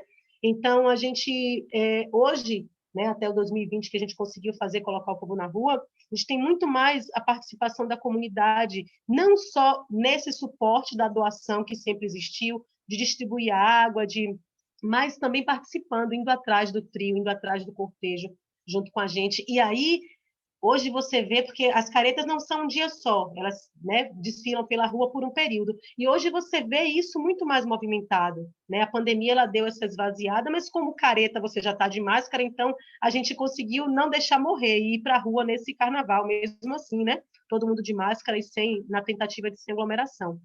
E aí eu queria só compartilhar essa experiência mesmo, que foram 6 anos. E estamos aguardando voltar, né, depois da pandemia, para que a gente possa fazer a festa das caretas, porque esse ano as pessoas saíram independentes, mas a festa mesmo aconteceu até antes da pandemia. Massa, Natureza. Eu não conhecia essa tradição das caretas. Conheci com a Fabiana, né, falando sobre essa experiência também. Bom, a gente tem ainda 2 inscritos, vamos fazer mais um bloco, Manu e Daha.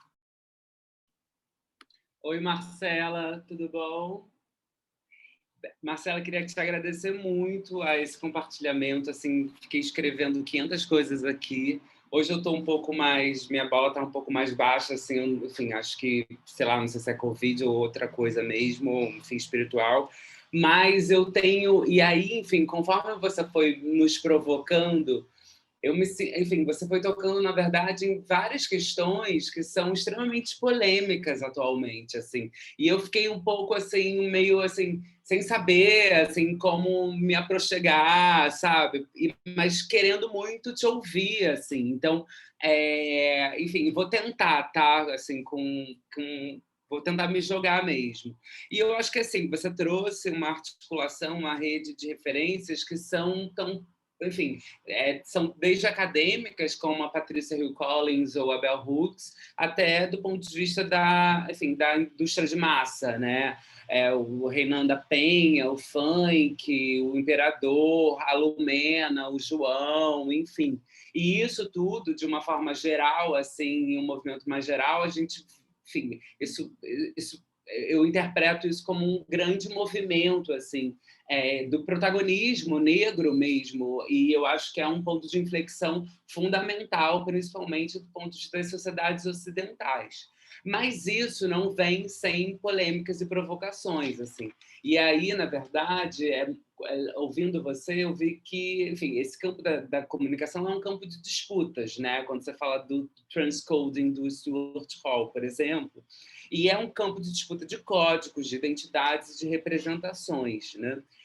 Considerando esse claro e evidente protagonismo fundamental, né, assim, da negritude atual, a minha, assim, tipo, enfim, eu pisando em ovos, me jogando aqui, mas eu acho que a minha, enfim, o que eu estava interessada também de ouvir você falando é justamente sobre essa relação entre o capitalismo e a comunicação, sabe? Como que... e aí, enfim, sem querer entrar na polêmica, mas enfim, lembrando da polêmica Beyoncé e Lilian Schwartz, sabe? Tipo, como que, enfim, uma pesquisadora judia, assim, brasileira, importante para a luta antirracista, fundamental para a luta antirracista, ela escreve alguma coisa, enfim, meio que denunciando ou enfatizando a questão capitalista ali, e, enfim, e aí também enfrenta também uma grande resistência que eu acho que é fundamental, uma reação fundamental, mas eu também fico me perguntando, assim, lembrando do Jones Manuel, ou até essa semana mesmo, enfim, por coincidência, eu estava lendo, enfim, outras questões sobre esse embate um pouco entre o panafricanismo ou a perspectiva afrocentrada e o afropolitismo, assim, enfim, justamente pelas questões capitalistas mesmo, assim. Então eu queria, assim, não é muito uma pergunta, mas é um pouco para tentar te ouvir, assim, mais do ponto de vista, porque a gente sabe que a comunicação ela é ditada, por exemplo, Big Brother, tudo bem, é maravilhoso o que aconteceu, mas assim, é o Boninho, sabe? Tipo, então, assim, como lidar e como também porque as questões antirracistas, né, elas são, na verdade, estruturais históricas, elas não são um modismo, é esse o ponto. Elas não são um modismo capitalista. Né? Então, assim, como aproveitar a onda de um modismo capitalista, mas também não ser míope em relação a isso, assim, não sei, assim, tipo, uma loucura, mas sei lá. Maravilhoso, Manu. Tem Idarra lá do Balé Manguinhos também, se inscreveu, aí a gente fecha esse bloco. Passa para Marcela. Oi, gente, boa noite. Vocês estão me ouvindo? Minha internet hoje está um cocô, para não falar outra coisa. Vamos sim, Idarra. Então, essa comunicação, né, eu vou pegar um pouco mais da comunicação, no meu caso, como instituição dentro da favela, mas como comunicar para a favela. Não sei se é só eu que tenho essa impressão de justamente dessa linguagem. Apesar de ter sido nascida e criada dentro de Manguinhos, como comunicar isso a eles? Assim, quando eu passo na Avenida Brasil, eu sempre olho o que está lá, porque eu falo, cara, é isso. E lá no Balé Manguinhos, a gente está batendo a cabeça assim, muito de como chamar pessoas negras para dentro do balé. Porque eles não se sentem pertencentes a isso, né? É uma coisa muito, muito louca, assim, porque é aquilo, né? Permeia classe, permeia raça, permeia história, então é uma coisa muito complexa, né? Que a gente sabe a complexidade disso. E a gente está fazendo um censo no Balé Manguinhos e a gente notou, gênero também, e a gente notou que a gente tem menos pessoas negras do que a gente imaginava que a gente tinha. Isso foi, assim, um choque, um baque, uma tristeza, quase entrei em depressão, porque... E muitas delas não se consideram pretas, se consideram pardas. E isso me entristeceu mais ainda, né? O auto-reconhecimento de raça, que a gente sabe como é complicado, né, no Brasil. Mas, assim, a nossa ideia é como chamar essas pessoas para dentro do balé, no caso, não só do balé, do circo, do que a gente tem a oferecer para elas, e elas se acharem pertencentes a isso, né? O que eu noto é que elas não se sentem pertencentes. Aquelas pessoas que entram, a gente tem que segurar de todas as formas, porque são as mais difíceis de permanecer, né? Porque são as que têm menos renda, são as que têm que sair para trabalhar, permeia que ou sai para trabalhar e aí não conclui ensino, e aí permeia por tudo isso, permeando, no caso da gente, principalmente essa cultura, né, um pouco mais classicista. E que eu noto também é que as pessoas pretas chegam no balé e falam assim, nossa, tem uma preta aí, tem uma preta no poder, então tem alguém que eu consiga falar diretamente. Mas como eu falo isso para eles, né? Como eu chamo quem está lá dentro, sem parecer que eu só estou pegando o que a Manu falou sobre é meio polêmico, mas não é. Como eu falo assim, gente, eu quero preto aqui dentro, pelo amor de Deus. Sem fazer com que as outras pessoas se sintam excluídas. Eu não sou uma Magazine Luiza que tem o poder para falar, eu só quero preto e dane-se quem achar que não é isso.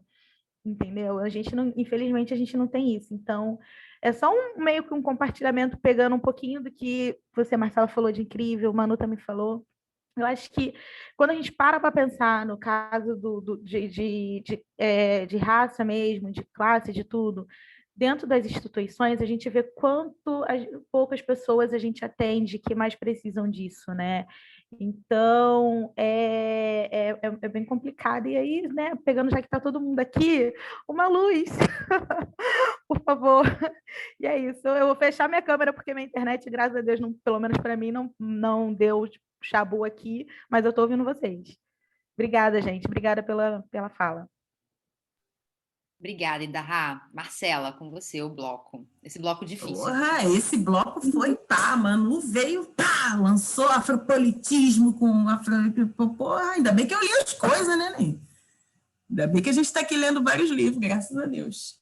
Mas eu vou até te deixar para o final, porque eu acho que essa questão é mais complexa. Na verdade, uma coisa acaba atravessando a outra, porque o que a Idarra colocou, eu acho que também atravessa muito raça e classe, nesse sentido de que a gente, quando consegue quebrar alguns espaços, né, pessoas pretas, a gente volta para os nossos territórios, se olha e não se percebe. Eu acho que isso tem muito a ver com o primeiro slide, que era o Rodrigo Santana de novo, que tem a ver com essa estrutura de monopólio de comunicação, e eu acho que até com o meu propósito de vida na comunicação, que é fazer com que a minha mãe comece a se perceber de outra forma, e eu faço comunicação para isso, que é esse processo que eu tive de me reencontrar, né, da menina com baixa autoestima, até me tornar a mulher que eu sou hoje, que, enfim, que respeita a sua trajetória, que olha para a sua trajetória profissional e pessoal com carinho, com afeto, foram anos, né, eu estou pelo menos caramba, eu estou fazendo tempinho, faz uns 12, 13 anos no mercado de trabalho, né, até me conectar e hoje conseguir encontrar qual é o meu caminho na comunicação e na produção de sentidos, até me entender curadora, inclusive. Isso tem a ver com representatividade, sim, e representatividade que também tem a ver com proporcionalidade e com política, né, com raça e representação, não tem a ver com tokenismo, né, que são esses espelhos, esses vidros aí que a gente tem, por exemplo, e com a responsabilização em cima dos signos. Quando eu falo que uma pessoa preta não quer se reconhecer preta, para mim tem a ver com amor de mãe, que no final, uma novela super bacana, super legal, mas que todos os personagens pretos morrem. Tem a ver com falas negras que passou na Globo, que, o Lázaro dirigiu, foda, massa, bacana. Mas todas as histórias, as americanas de bacaninha, superação, histórias muito boas, Rosa Parks, Martin Luther King, que morreu também. E aqui no Brasil, histórias de sofrimento, que no final, todo mundo ali com aquela interpretação da Tatiana Tiburcio, do caso que tinha acontecido em Pernambuco, e todo mundo terminou aos prantos o 20 de novembro, botando os bofes para fora, sendo que a gente já está no meio de uma pandemia, em que a gente sabe que as pessoas pretas, no momento, são as que mais estão passando fome, que são as que mais morrem de Covid, situação de favela, quer dizer, existe eu acho que tem um senso de responsabilidade desses grandes grupos que tem muito mais a ver com o capitalismo, com a onda, que eu acho que responde o Manu, que é essa onda mesmo de querer surfar na onda, na verdade, e a gente aí está tomando caixote nessa onda. Enquanto eles surfam, a gente toma caixote. Porque dentre os quadrados pretos, eu vi que a Xuxa botou o quadrado preto, né, em julho. Vários botaram quadrados pretos. Mas na hora de fazer da representatividade com a proporcionalidade, isso não existe. Mas quando eu tomei essa decisão também de voltar para a comunidade e de promover ações dentro do meu território, era muito da política do meu cabelo. Eu acho que a gente tem avançado nesses símbolos quando a gente tem, porque eu acho que Isa, Ludmilas, e quando eu vejo Isa com trança na televisão, eu sei que é importante para a garotinha que antes tinha problema com o seu cabelo e que achava a trança um instrumento de sujeira, feio, sujo. Quando eu deixei meu cabelo crescer pela primeira vez, quando eu comecei a usar turbante, foi um símbolo dentro do meu território, mas eu acho que tem a ver com essa necessidade, porque é um trabalho constante, né, de formação política mesmo, de letramento racial. Eu acho que começa com os gestores, parte para professores, quem atua dentro desses espaços, que é trabalho. Letramento racial é trabalho, porque a gente está aqui tentando corrigir com papel e caneta, papel e lápis, uma parada que é deficiência há 380 anos. Então, né, a gente consegue imaginar um cara o Brasil, bota esse jovem, esse rapaz de 53 anos, 52 anos, que durante 38 anos da vida foi visto como escravizado. Ou um homem de 52 anos que durante 38 anos foi visto como coisa, ele tem aí 12 anos que ele está puro, que ele está na pista. 12 anos na pista para quem foi 38 anos coisa, não é nada. Então, e como isso a gente vê ainda as sequelas, as consequências, porque essa questão da juventude dentro desses territórios não se reconhecerem pretas tem a ver com simbolismo. Não quer ser preto porque ser preto é ruim, porque preto é mal, porque preto ainda é diabo, porque ainda é a lista negra, porque ainda tem a carta branca e tem a lista negra, né? São pesos distintos. O dicionário ainda coloca no lugar. Então, por isso, Manu, que ainda é importante se apropriar dessa onda. Quando eu vejo, por exemplo, eu brinco que a Beyoncé e a Rihanna são as duas únicas bilionárias que eu gosto. É o único capitalismo que eu gosto. Porque se não tivesse Black Skin, como crianças que cresceram sem poder ser paquitas, são deficiências de crianças que não puderam ser paquitas, que vão ver um desenho da Disney de algo que é num realismo fantástico. Eu acredito no poder da subjetividade, por isso que eu trabalho com arte. Porque eu acho que tem coisas que têm a ver com letramento racial, mas tem a ver com a promoção da subjetividade, que é a fantasia, e é trabalhar com essas crianças. Tem um movimento no alemão, que é o Dançando na Ponta dos Pés, com a Tuane, que eu acredito que vocês devem conhecer, que ela tem esse trabalho também que é assim, é raça, é luta, né? É chão, quando na igreja é batalha. E eu acho que isso é batalha, espiritual mesmo, é batalha profunda, é batalha porque se Jesus é branco, parceiro, ninguém vai querer ser preto, a gente quer ser alvo mais que a neve, né? A igreja tem esse lugar, sobretudo dentro desses territórios de periferia. Você não quer ser preto. Eu tenho aqui um caso de um amigo que ele é do Recôncavo, que a gente bota assim no lugar, recôncavo, né? A natureza pode dizer que, recôncavo é raiz, né? É negritude raiz. E aí as meninas da igreja do Recôncavo botaram tranças, foram expulsas da igreja pelo pastor.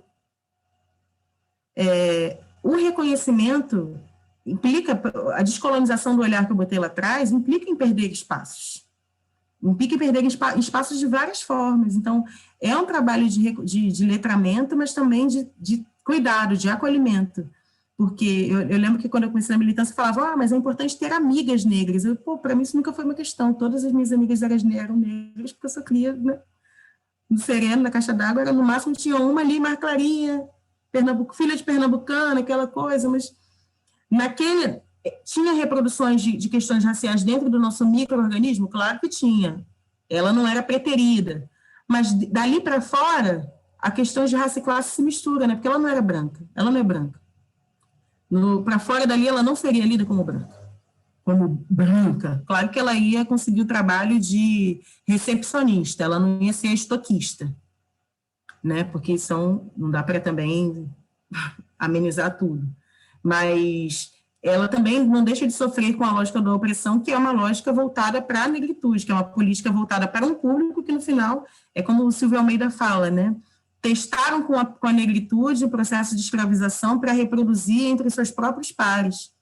E eu acho que a necropolítica é um efeito disso.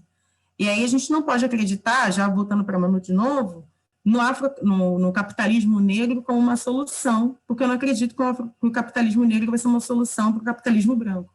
Mas eu acredito em outras formas de organização em que sejam necessários organizações como a BET, que é a empresa de audiovisual, de produção audiovisual negra, exclusivamente negra, que chegou no Brasil agora.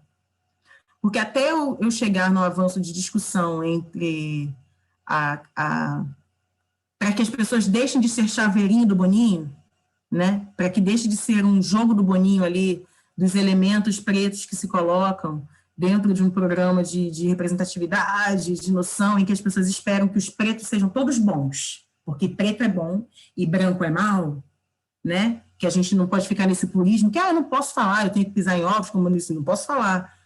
Que não é criticar, por exemplo, o fato que a Beyoncé foi problemática, não no Black Skin necessariamente, mas no álbum dela, fez apropriação de estilistas que eu conheci na África do Sul, por exemplo, que não foram reconhecidos dentro das suas produções artísticas, que ela copiou mesmo, descaradamente, porque isso é o capitalismo, vai e te engole. Como isso foi denunciado, no Black King ela corrigiu. E grande parte da sua equipe de produção era pessoas do continente que foram reconhecidas e tiveram seus créditos. Então, eu acho que o capitalismo nunca vai ser a solução, sempre vai ter a força dos de baixo tentando a mobilização, o poder da mobilização, porque não foi uma ação da Globo que fez o Thiago Leifert fazer aquele discurso. Foi mobilização de rede social. Fez, e aí, Globo? Vai ter que se responsabilizar por situações de racismo.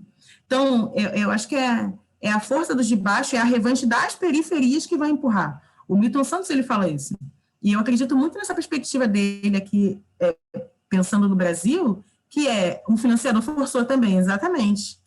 Mas quando mexe no dinheiro, e a gente vê, por exemplo, que quanto mais racista você é, o racismo ainda é da grana, né? Então, a gente aí está lutando contra várias outras questões, até essa onda de capitalismo negro. O que é Beyoncé e Rihanna? Que a gente só consegue mencionar elas duas, né? Aí, sei lá, tem a Oprah. E aí, no Brasil, e aqui no Brasil, você consegue mencionar alguma preto milionário? Bilionário, não sei, jogador de futebol, que ao se tornar jogador de futebol, você deixa a sua identidade negra, você prefere não reconhecer esse espaço para não, né, promover alguma movimentação a partir disso. Eu acho que o Brasil ele é um caso que racialmente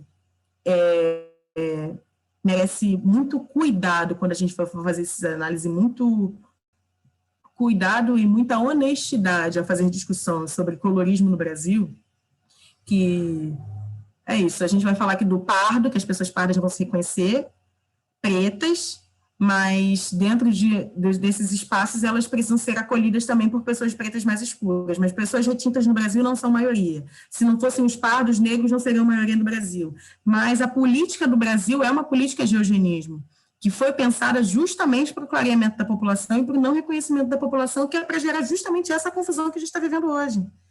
É um plano perfeito. O racismo no Brasil é um plano perfeito, né?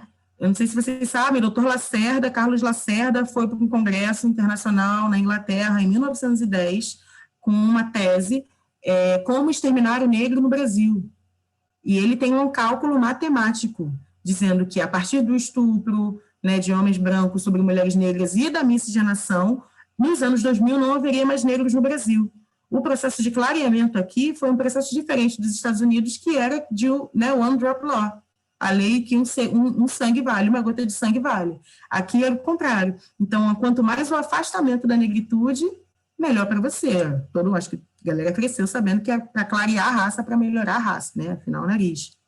Então, esse movimento ainda é muito novo, exige muito trabalho, e eu acho que não dá para... Eu ainda acho que é preciso surfar na onda para conseguir não ser engolido pelo caixote, enquanto a gente não toma o caixote, porque o caixote vem, o capitalismo é isso. O Brasil, até porque o Brasil nem capitalista né? A gente ainda é patrimonialista. A gente ainda está aqui falando de uma reforma agrária que nunca existiu. Então, se a gente quisesse resolver a questão de raça e de classe no Brasil, para começar, teria que começar com reforma agrária, depois com reforma imobiliária, né? Quem tem casa e quem não tem casa. Aí a gente começa a avançar em discussões, eu acho que mais sérias a respeito do capitalismo no Brasil. Enquanto isso, enquanto a gente não produz, eu critico, por exemplo, o Lázaro por ter dirigido Falas Negras, que eu acho muito problemático na sua forma de só reproduzir imagens de controle, de dor, sofrimento e lamento, num momento em que ninguém está bem, que está todo mundo na merda, né? Um ano dentro de casa, ninguém está feliz. Eu acredito muito mais na produção da fantasia. Pode ser até pós-moderno, mas eu acredito até mais na pós-modernidade, na construção de outros sentidos e de outras esferas de sentido, de produção de sentido, do que me manter presa à realidade, porque a realidade ainda é de dor, e para projetar um outro lugar lá na frente, eu preciso desenvolver agora uma fantasia ainda no imaginário dessas crianças da Idarra, para que elas consigam entender o que querem ser, o que vão vir a ser, né? Para ter orgulho, olhar e não achar que é feia. E eu acho que começa até por aí, o achar que é feio. É simples, né? É a noção do belo. A gente tem que voltar muitas casas até conseguir avançar, de fato, nessa discussão.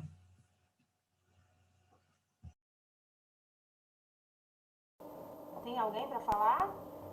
Não, Ana, você pode falar.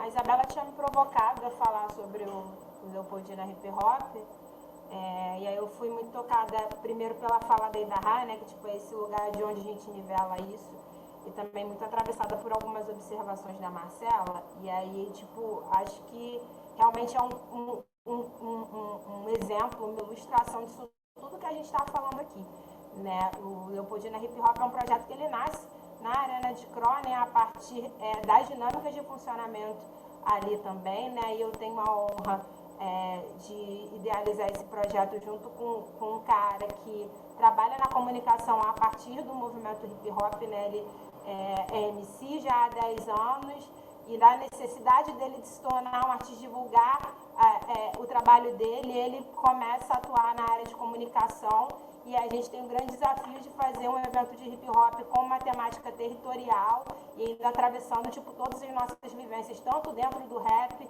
quanto as nossas vivências pessoais, enquanto moradores de periferia, né? E aí são vários desafios que são colocados sobre isso, né? Mas assim, como ilustração real do que eu tô falando para Idarra, cara, é a gente ter feito pra gente bancar algumas coisas mesmo, entendeu? Desde a pandemia, a gente realizou, mudamos o formato do projeto, né, e a gente fez o Lab de Cro, que foi um processo de residência artística, mas as edições mesmo do projeto a gente transformou em outro formato, que foram os formatos virtuais. 2 desses formatos virtuais eles já foram para o ar e 2 estão em processo de edição e veiculação ainda, né? Mas assim, tipo, nessa parada da curadoria, assim, pra gente não é surpreendente, né? Porque, na verdade, quando a gente questiona as pessoas sobre isso, todo mundo fala, nossa, mas eu nem percebi. E a gente nem percebeu que o nosso line era todo preto. A gente não percebeu isso. A gente não percebeu que no nosso line tinha um monte de mulher sapatão, a gente estava atravessando as pautas LGBT de territórios de outras maneiras. A nossa preocupação era levar a temática territorial mesmo, sair a partir do projeto da circulação, sair da Arena de Cro, passar por outros espaços da periferia. A gente não queria ir para espaços hegemônicos, obviamente, né? Levar artistas dessas regiões, mas quando a gente viu, o line estava todo preto. O line estava cheio de mulher, uma coisa que normalmente não acontece no rap. Né? E ainda tem a questão que é isso, quais são os lugares que você tem para viabilizar isso economicamente, né? Porque tanto na carreira do Nil quanto na temática do projeto, isso não é interessante, a gente já sabe pelo histórico dele, enquanto 10 anos de carreira, de tudo que ele fala, entendeu? Que ele não é vendável. E aí qual é o nosso desafio enquanto que a gente é propositor de evento, né? A gente está gerindo um projeto em que esses artistas que estão lá participando se interessem para estar lá, porque eles sabem que não vai ter um retorno financeiro efetivo, né? Eles não vão ganhar muito dinheiro com isso, aquilo não vai mudar a vida deles, mas de alguma maneira eles precisam estar, aquilo ali tem que representá-los de alguma maneira, e aí isso também traz para a gente só artistas que não estão na mídia hegemônica também, que estão falando sobre as necessidades deles, as dificuldades deles, e a gente como gestor fica no desafio, como é que mantém isso? Como é que a gente vai continuar indo para frente? Se a gente não tem de onde tirar o dinheiro, a gente não consegue vender isso. E aí, quando a gente consegue chegar nesses espaços, que é para viabilizar isso economicamente, o medo que a gente tem é de virar o totem. A gente chegar lá e conseguir, e daqui a pouco, não, mas vocês fazem isso aqui, não, mas o pessoal lá do Leopoldina Hip Hop consegue, o pessoal lá da Lab Fantástica conseguiu. Entendeu? Então, tipo, tem todas essas controvérsias, essas contradições, que elas são inerentes do capitalismo, que ele é cruel, é isso. A gente pode tentar pegar o jacaré na onda, mas ele vai vir, vai madeirar a gente, entendeu? Vai ser caixote. Vai ser caixote. Então, tipo assim, é tudo muito desafiador. A gente tem que ter muita sanidade mesmo, porque não é fácil lidar com essas contradições. E sabedoria de entender também, saca? Vão jogar as contradições na nossa cara. Vão utilizar essas contradições para deslegitimar os lugares que a gente alcançou.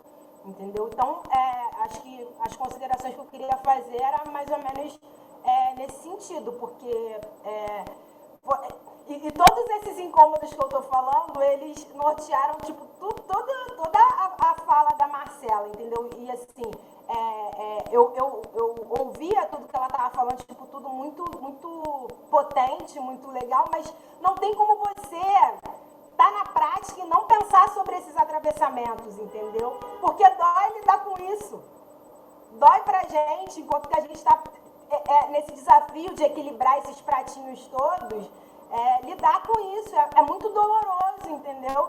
Porque se você cede, você sente que você não está mais representando quem você é, você está se distanciando da tua origem. Então, enfim, gente, não é fácil.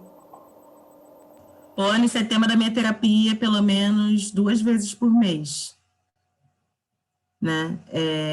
Porque parece que a gente tem uma dívida. E sabe o que eu acho muito injusto? Que outras pessoas não têm esse sentimento. Sabe a velha lógica de ter que dar uma casa para a mãe?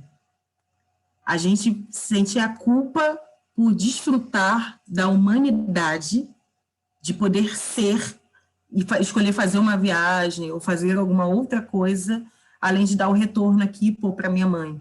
E eu acho isso muito injusto, tá ligado? Muito injusto. Porque eu não admito não viver essa vida, nossa. Assim, acho que eu não acredito na felicidade plena, né? A gente é preto no Brasil, tem como felicidade plena. Mas eu acho que mulheres pretas, e aí falando para você, irmã, como irmã mesmo, nós somos as mais velhas daqui com 50 anos que vai estar cheia de problema no coração, problema de cabeça, porque quantitativamente, no final, lá para os 50, a gente está cheia de BO, toda cheia de tensão nas costas. Então, não dá para salvar. Eu tento me despedir o tempo todo do cristianismo, do amor cristão que eu aprendi, em que eu tinha que fazer, que eu tinha que ser da militância, do coletivo, do grupo. Eu acho que o meu trabalho com Gato Mídia é o lugar que a gente direciona isso, de tentar um edital, de fazer uma movimentação, de fazer dedicação, mas em paralelo eu tenho meus trabalhos com cinema, em paralelo eu faço meus trabalhos de produção, em paralelo eu tenho que viver, porque se a gente não tiver respiro também não dá para tentar fazer. E sempre tá ligado? Porque eu botei aqui, você tá lidando com o sonho da galera. Lidar com o sonho dos outros é meu responsa, parceiro, porque aí tu vai dormir chateada porque tu não conseguiu dar conta do... Não dá, irmã, assim, não dá. Isso é um papo para gestor, quando você consegue não dá. Não dá porque você não se humaniza, e a gente tem que se humanizar, porque se a gente não se humanizar, ninguém vai humanizar a gente. Ninguém vai humanizar. E, infelizmente, às vezes, nem nossas mães vão nos humanizar, porque elas também não foram humanizadas. Então, é um papo de tentar, olhar para dentro com carinho, com afeto mesmo. Eu coloco muito o lugar da Bell Hooks aqui, que eu usei o exemplo do Anseios, até do Raça e Representação como referência, mas tem um artigo dela, Vivendo de Amor, que eu indico para todo mundo, preto, branco, azul, amarelo, todo mundo. Mas é muito importante mulheres pretas terem contato com esse artigo que está online, que o amor é o amor que cura, parceira, é o amor da gente pela gente. A gente tem que olhar no espelho, fazer as pazes com o espelho, e não é só com a estética, é olhar para o teu espelho, para a tua trajetória, você se reconhecer aquele lugar, você parar de procurar só o cravo, ou a espinha, ou a ruga, e começar a olhar, mas isso aqui também tem uma trajetória, é bonito, né? O que eu carrego comigo também é belo, tem sentido, vale a pena ser celebrado, as nossas vidas merecem ser celebradas.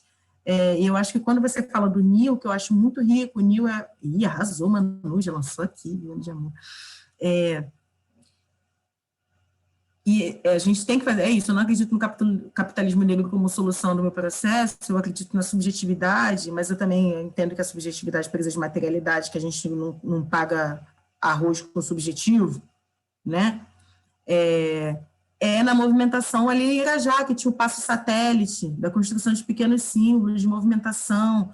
Por isso, eu usei o exemplo do Renan, não só pela figura dele em si, pela estética de ser um jovem preto que era casado com uma mulher preta, mas porque o Renan, para mim, é ídolo, papo reto. Ele criou o público dele é da área dele, ele faz movimentar ali, eram mais de 500 equipes. Antes, no Baile da Gaiola, eram mais de 500 pessoas que eram sustentadas por aquele evento, cara. Era barraquinha, vai do ambulante ao mototáxi, à mona do salão de beleza. A gente sabe como é que é, qual é a cadeia econômica que um baile, por exemplo, desenvolve no território. E ele era ali, e ele no subjetivo, só ali fazendo a música dele, sendo DJ, pô, ele não queria ser um político, ele só queria ser DJ, organizador do baile. O problema é que a gente não tem o Estado e a gente não tem investidor anjo. Aí, quem vai financiar o baile? É o bandido mesmo. Ele está ali fazendo como um bom empresário, é a galera que vai onde ele vai vender o produto dele. E aí eu responsabilizo o Estado, e eu responsabilizo o capital. Porque a gente vai ver agora, eu estava num grupo de criativos que a gente vai receber uma lista de quem foi mais, as empresas que mais lucraram ano passado no Brasil. De 10, 7 era banco. O que esses bancos estão trazendo de devolutivo? Eu vou confiar em banco? Banco? Banco não dá, parceiro. O mínimo é ter devolutiva. O mínimo é ter devolutiva. Então, é isso que eu falo. A luta nunca vai parar. E eu sei que o Estado vai viver, a gente vai viver das migalhas do Estado, e nesse momento que a gente vive de política, assim, desabando. Nem isso a gente vai ter, porque o Estado está preocupado em comprar arma, nem comprar vacina. A gente está num momento ímpar, e eu acho que dentro desse momento ímpar, o mínimo que a gente pode é se amar. Entendeu? A gente não está na era Lula. E olha que eu era oposição ao governo Lula. Mas saudades, inclusive, fazer oposição ao Lula. Mas a gente não está nesse momento. Então, eu acho que o mínimo, a gente tem que olhar para o mínimo mesmo. E o mínimo é se olhar com afeto. Fica aqui a dica mesmo, dá para ler numa cagada, Vivendo de Amor. São 17 páginas assim, vai lendo baixa, lê aos pouquinhos, vai sentindo, porque eu acho que tem o lugar da rua e da rua, entre a rua e a rede. Eu acho que a gente aqui somos todos ou da transição, né? Que viveu o analógico, viveu brincar na rua e está vivendo agora esse momento de transição, que é como a gente consegue fazer isso reverberar, assim, a partir daquilo que a gente é, porque a rede também tem muito isso, né? O Instagram se vende, embora não seja mais necessariamente, mas ele se vende como a rede que mostra ali a sua tela, o seu dia. Os stories têm isso, né? O TikTok tem isso, o TikTok não, no Twitter tem, no Facebook tem, tudo agora tem isso, no status do WhatsApp tem. Você supostamente está ali para mostrar partes de você, do seu dia. Então, não dá para mostrar só uma vida perfeita, mas o mínimo é a gente beber água, parceiro. O mínimo, papo reto, o mínimo hoje é beber água. E no Rio de Janeiro vocês estão bebendo água merda. Entendeu? O mínimo, nem o mínimo. Então, eu acho que é muito triste dizer isso, por isso que eu acredito na subjetividade, que é reduzir as nossas expectativas em relação ao grande alcance. A gente não está mais vivendo naquele momento, mas pausa. Saber pausar. O Manu está falando, hoje eu não estou muito bem, estou aqui meio assim. E é isso, tá bem. Às vezes não vai conseguir fazer o evento. Gente, hoje não vai dar para fazer o evento. Alguém vem. E sabe o que vai acontecer? Alguém vai vir. Sempre tem a outra tia lá que vem, né? Sempre tem aquela que, quando você cuida das crianças, sempre vem uma mãe, poxa, vi que não teve, pô, senti falta. Próxima vez me chama, faça um cachorro quente. Faça aqui uma pipoca para as crianças. É barril, né? Como diz a galera aqui, é barril. A gente sabe que nem reforma agrária teve, tá falando, nem reforma agrária teve, então dobrado na natureza. Vou parar, gente. Como assumir, né? Depois dessa sequência que começa com Manu e... Bom, acho que depois você tem que dar uma olhada aqui no chat, Marcela, porque você tocou em muitos pontos sensíveis para muitas pessoas e acho que isso reverbera um pouco aqui no chat, reverberou um pouco nas falas também. Eu sou aqui uma porta-voz muito pequenininha desse coletivo, para agradecer você, e como eu falei lá no começo, assim, é um retrato mesmo, né, de uma geração. O conjunto de referências que você traz, a Vivi falou aqui no chat, né, que você transita pela academia, mas pega referências do cotidiano com uma facilidade, parecendo fácil, né, fazendo parecer ser fácil, mas e todo mundo entende, assim, né, e todo mundo se conecta com isso, e todo mundo de alguma forma ou de outra, sai dessa aula aqui um pouco maior e um pouco mais sensível a esses trânsitos, assim. Eu queria te agradecer por isso, foi muito, muito bom e muito especial. Tem sido muito especial esse processo todo, mas eu acho que foi especialmente especial. E eu acho que é isso, gente. A gente, finalmente, pela primeira vez, em 7 aulas, a gente conseguiu terminar na hora. Obrigada, Marcela, por esse apoio que você deu para a gente, né? Sempre dinamizando as respostas e as perguntas que vieram também. Antes de passar para a Marcela, para ela finalizar, queria que a gente tirasse a nossa foto, para a gente não esquecer. Então, quem está aí de câmeras fechadas, apareça, para a gente poder dar esse close aqui com a Marcela. Espera aí que tem gente abrindo ainda. Acho que é isso, gente. Quem vai, vai.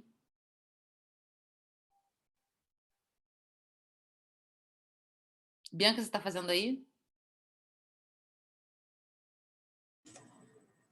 1, 2, 3 e... Foi, gente. Obrigada. É isso, Marcela. Queria passar para você, para as suas considerações finais, dizer que a casa está aberta aí para a gente sempre se somar e sempre pensar junto, a partir desse lugar que é o nosso lugar mesmo, que são as periferias desse Brasilzão aí. É isso. Fica à vontade para fazer o seu encerramento, as considerações finais. O slide final estava lá, fé para tudo, né? E eu acredito muito nesse inconsciente coletivo. A tatuagem, não sei se vocês lembram daquela camiseta fé preta, com letrão, que voltou ressignificada, mais assim, mas a fé volta e meia, ela sempre, né, ela retorna como uma necessidade, um anseio coletivo, e ela populariza, vende na Uruguaiana, vende na estação de trem. Os funkeiros adotam muito agora o fé para tudo. Sempre foi fé em Deus e nos menores da favela.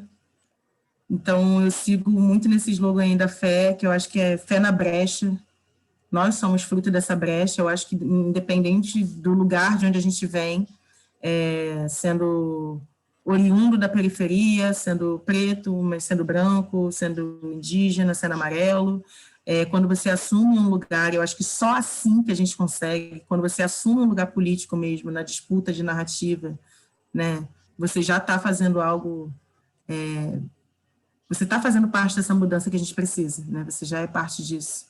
Então, eu agradeço pelo convite, é muito rico poder trocar com vocês, estar aqui, me sinto acolhida, e fé, parceiro.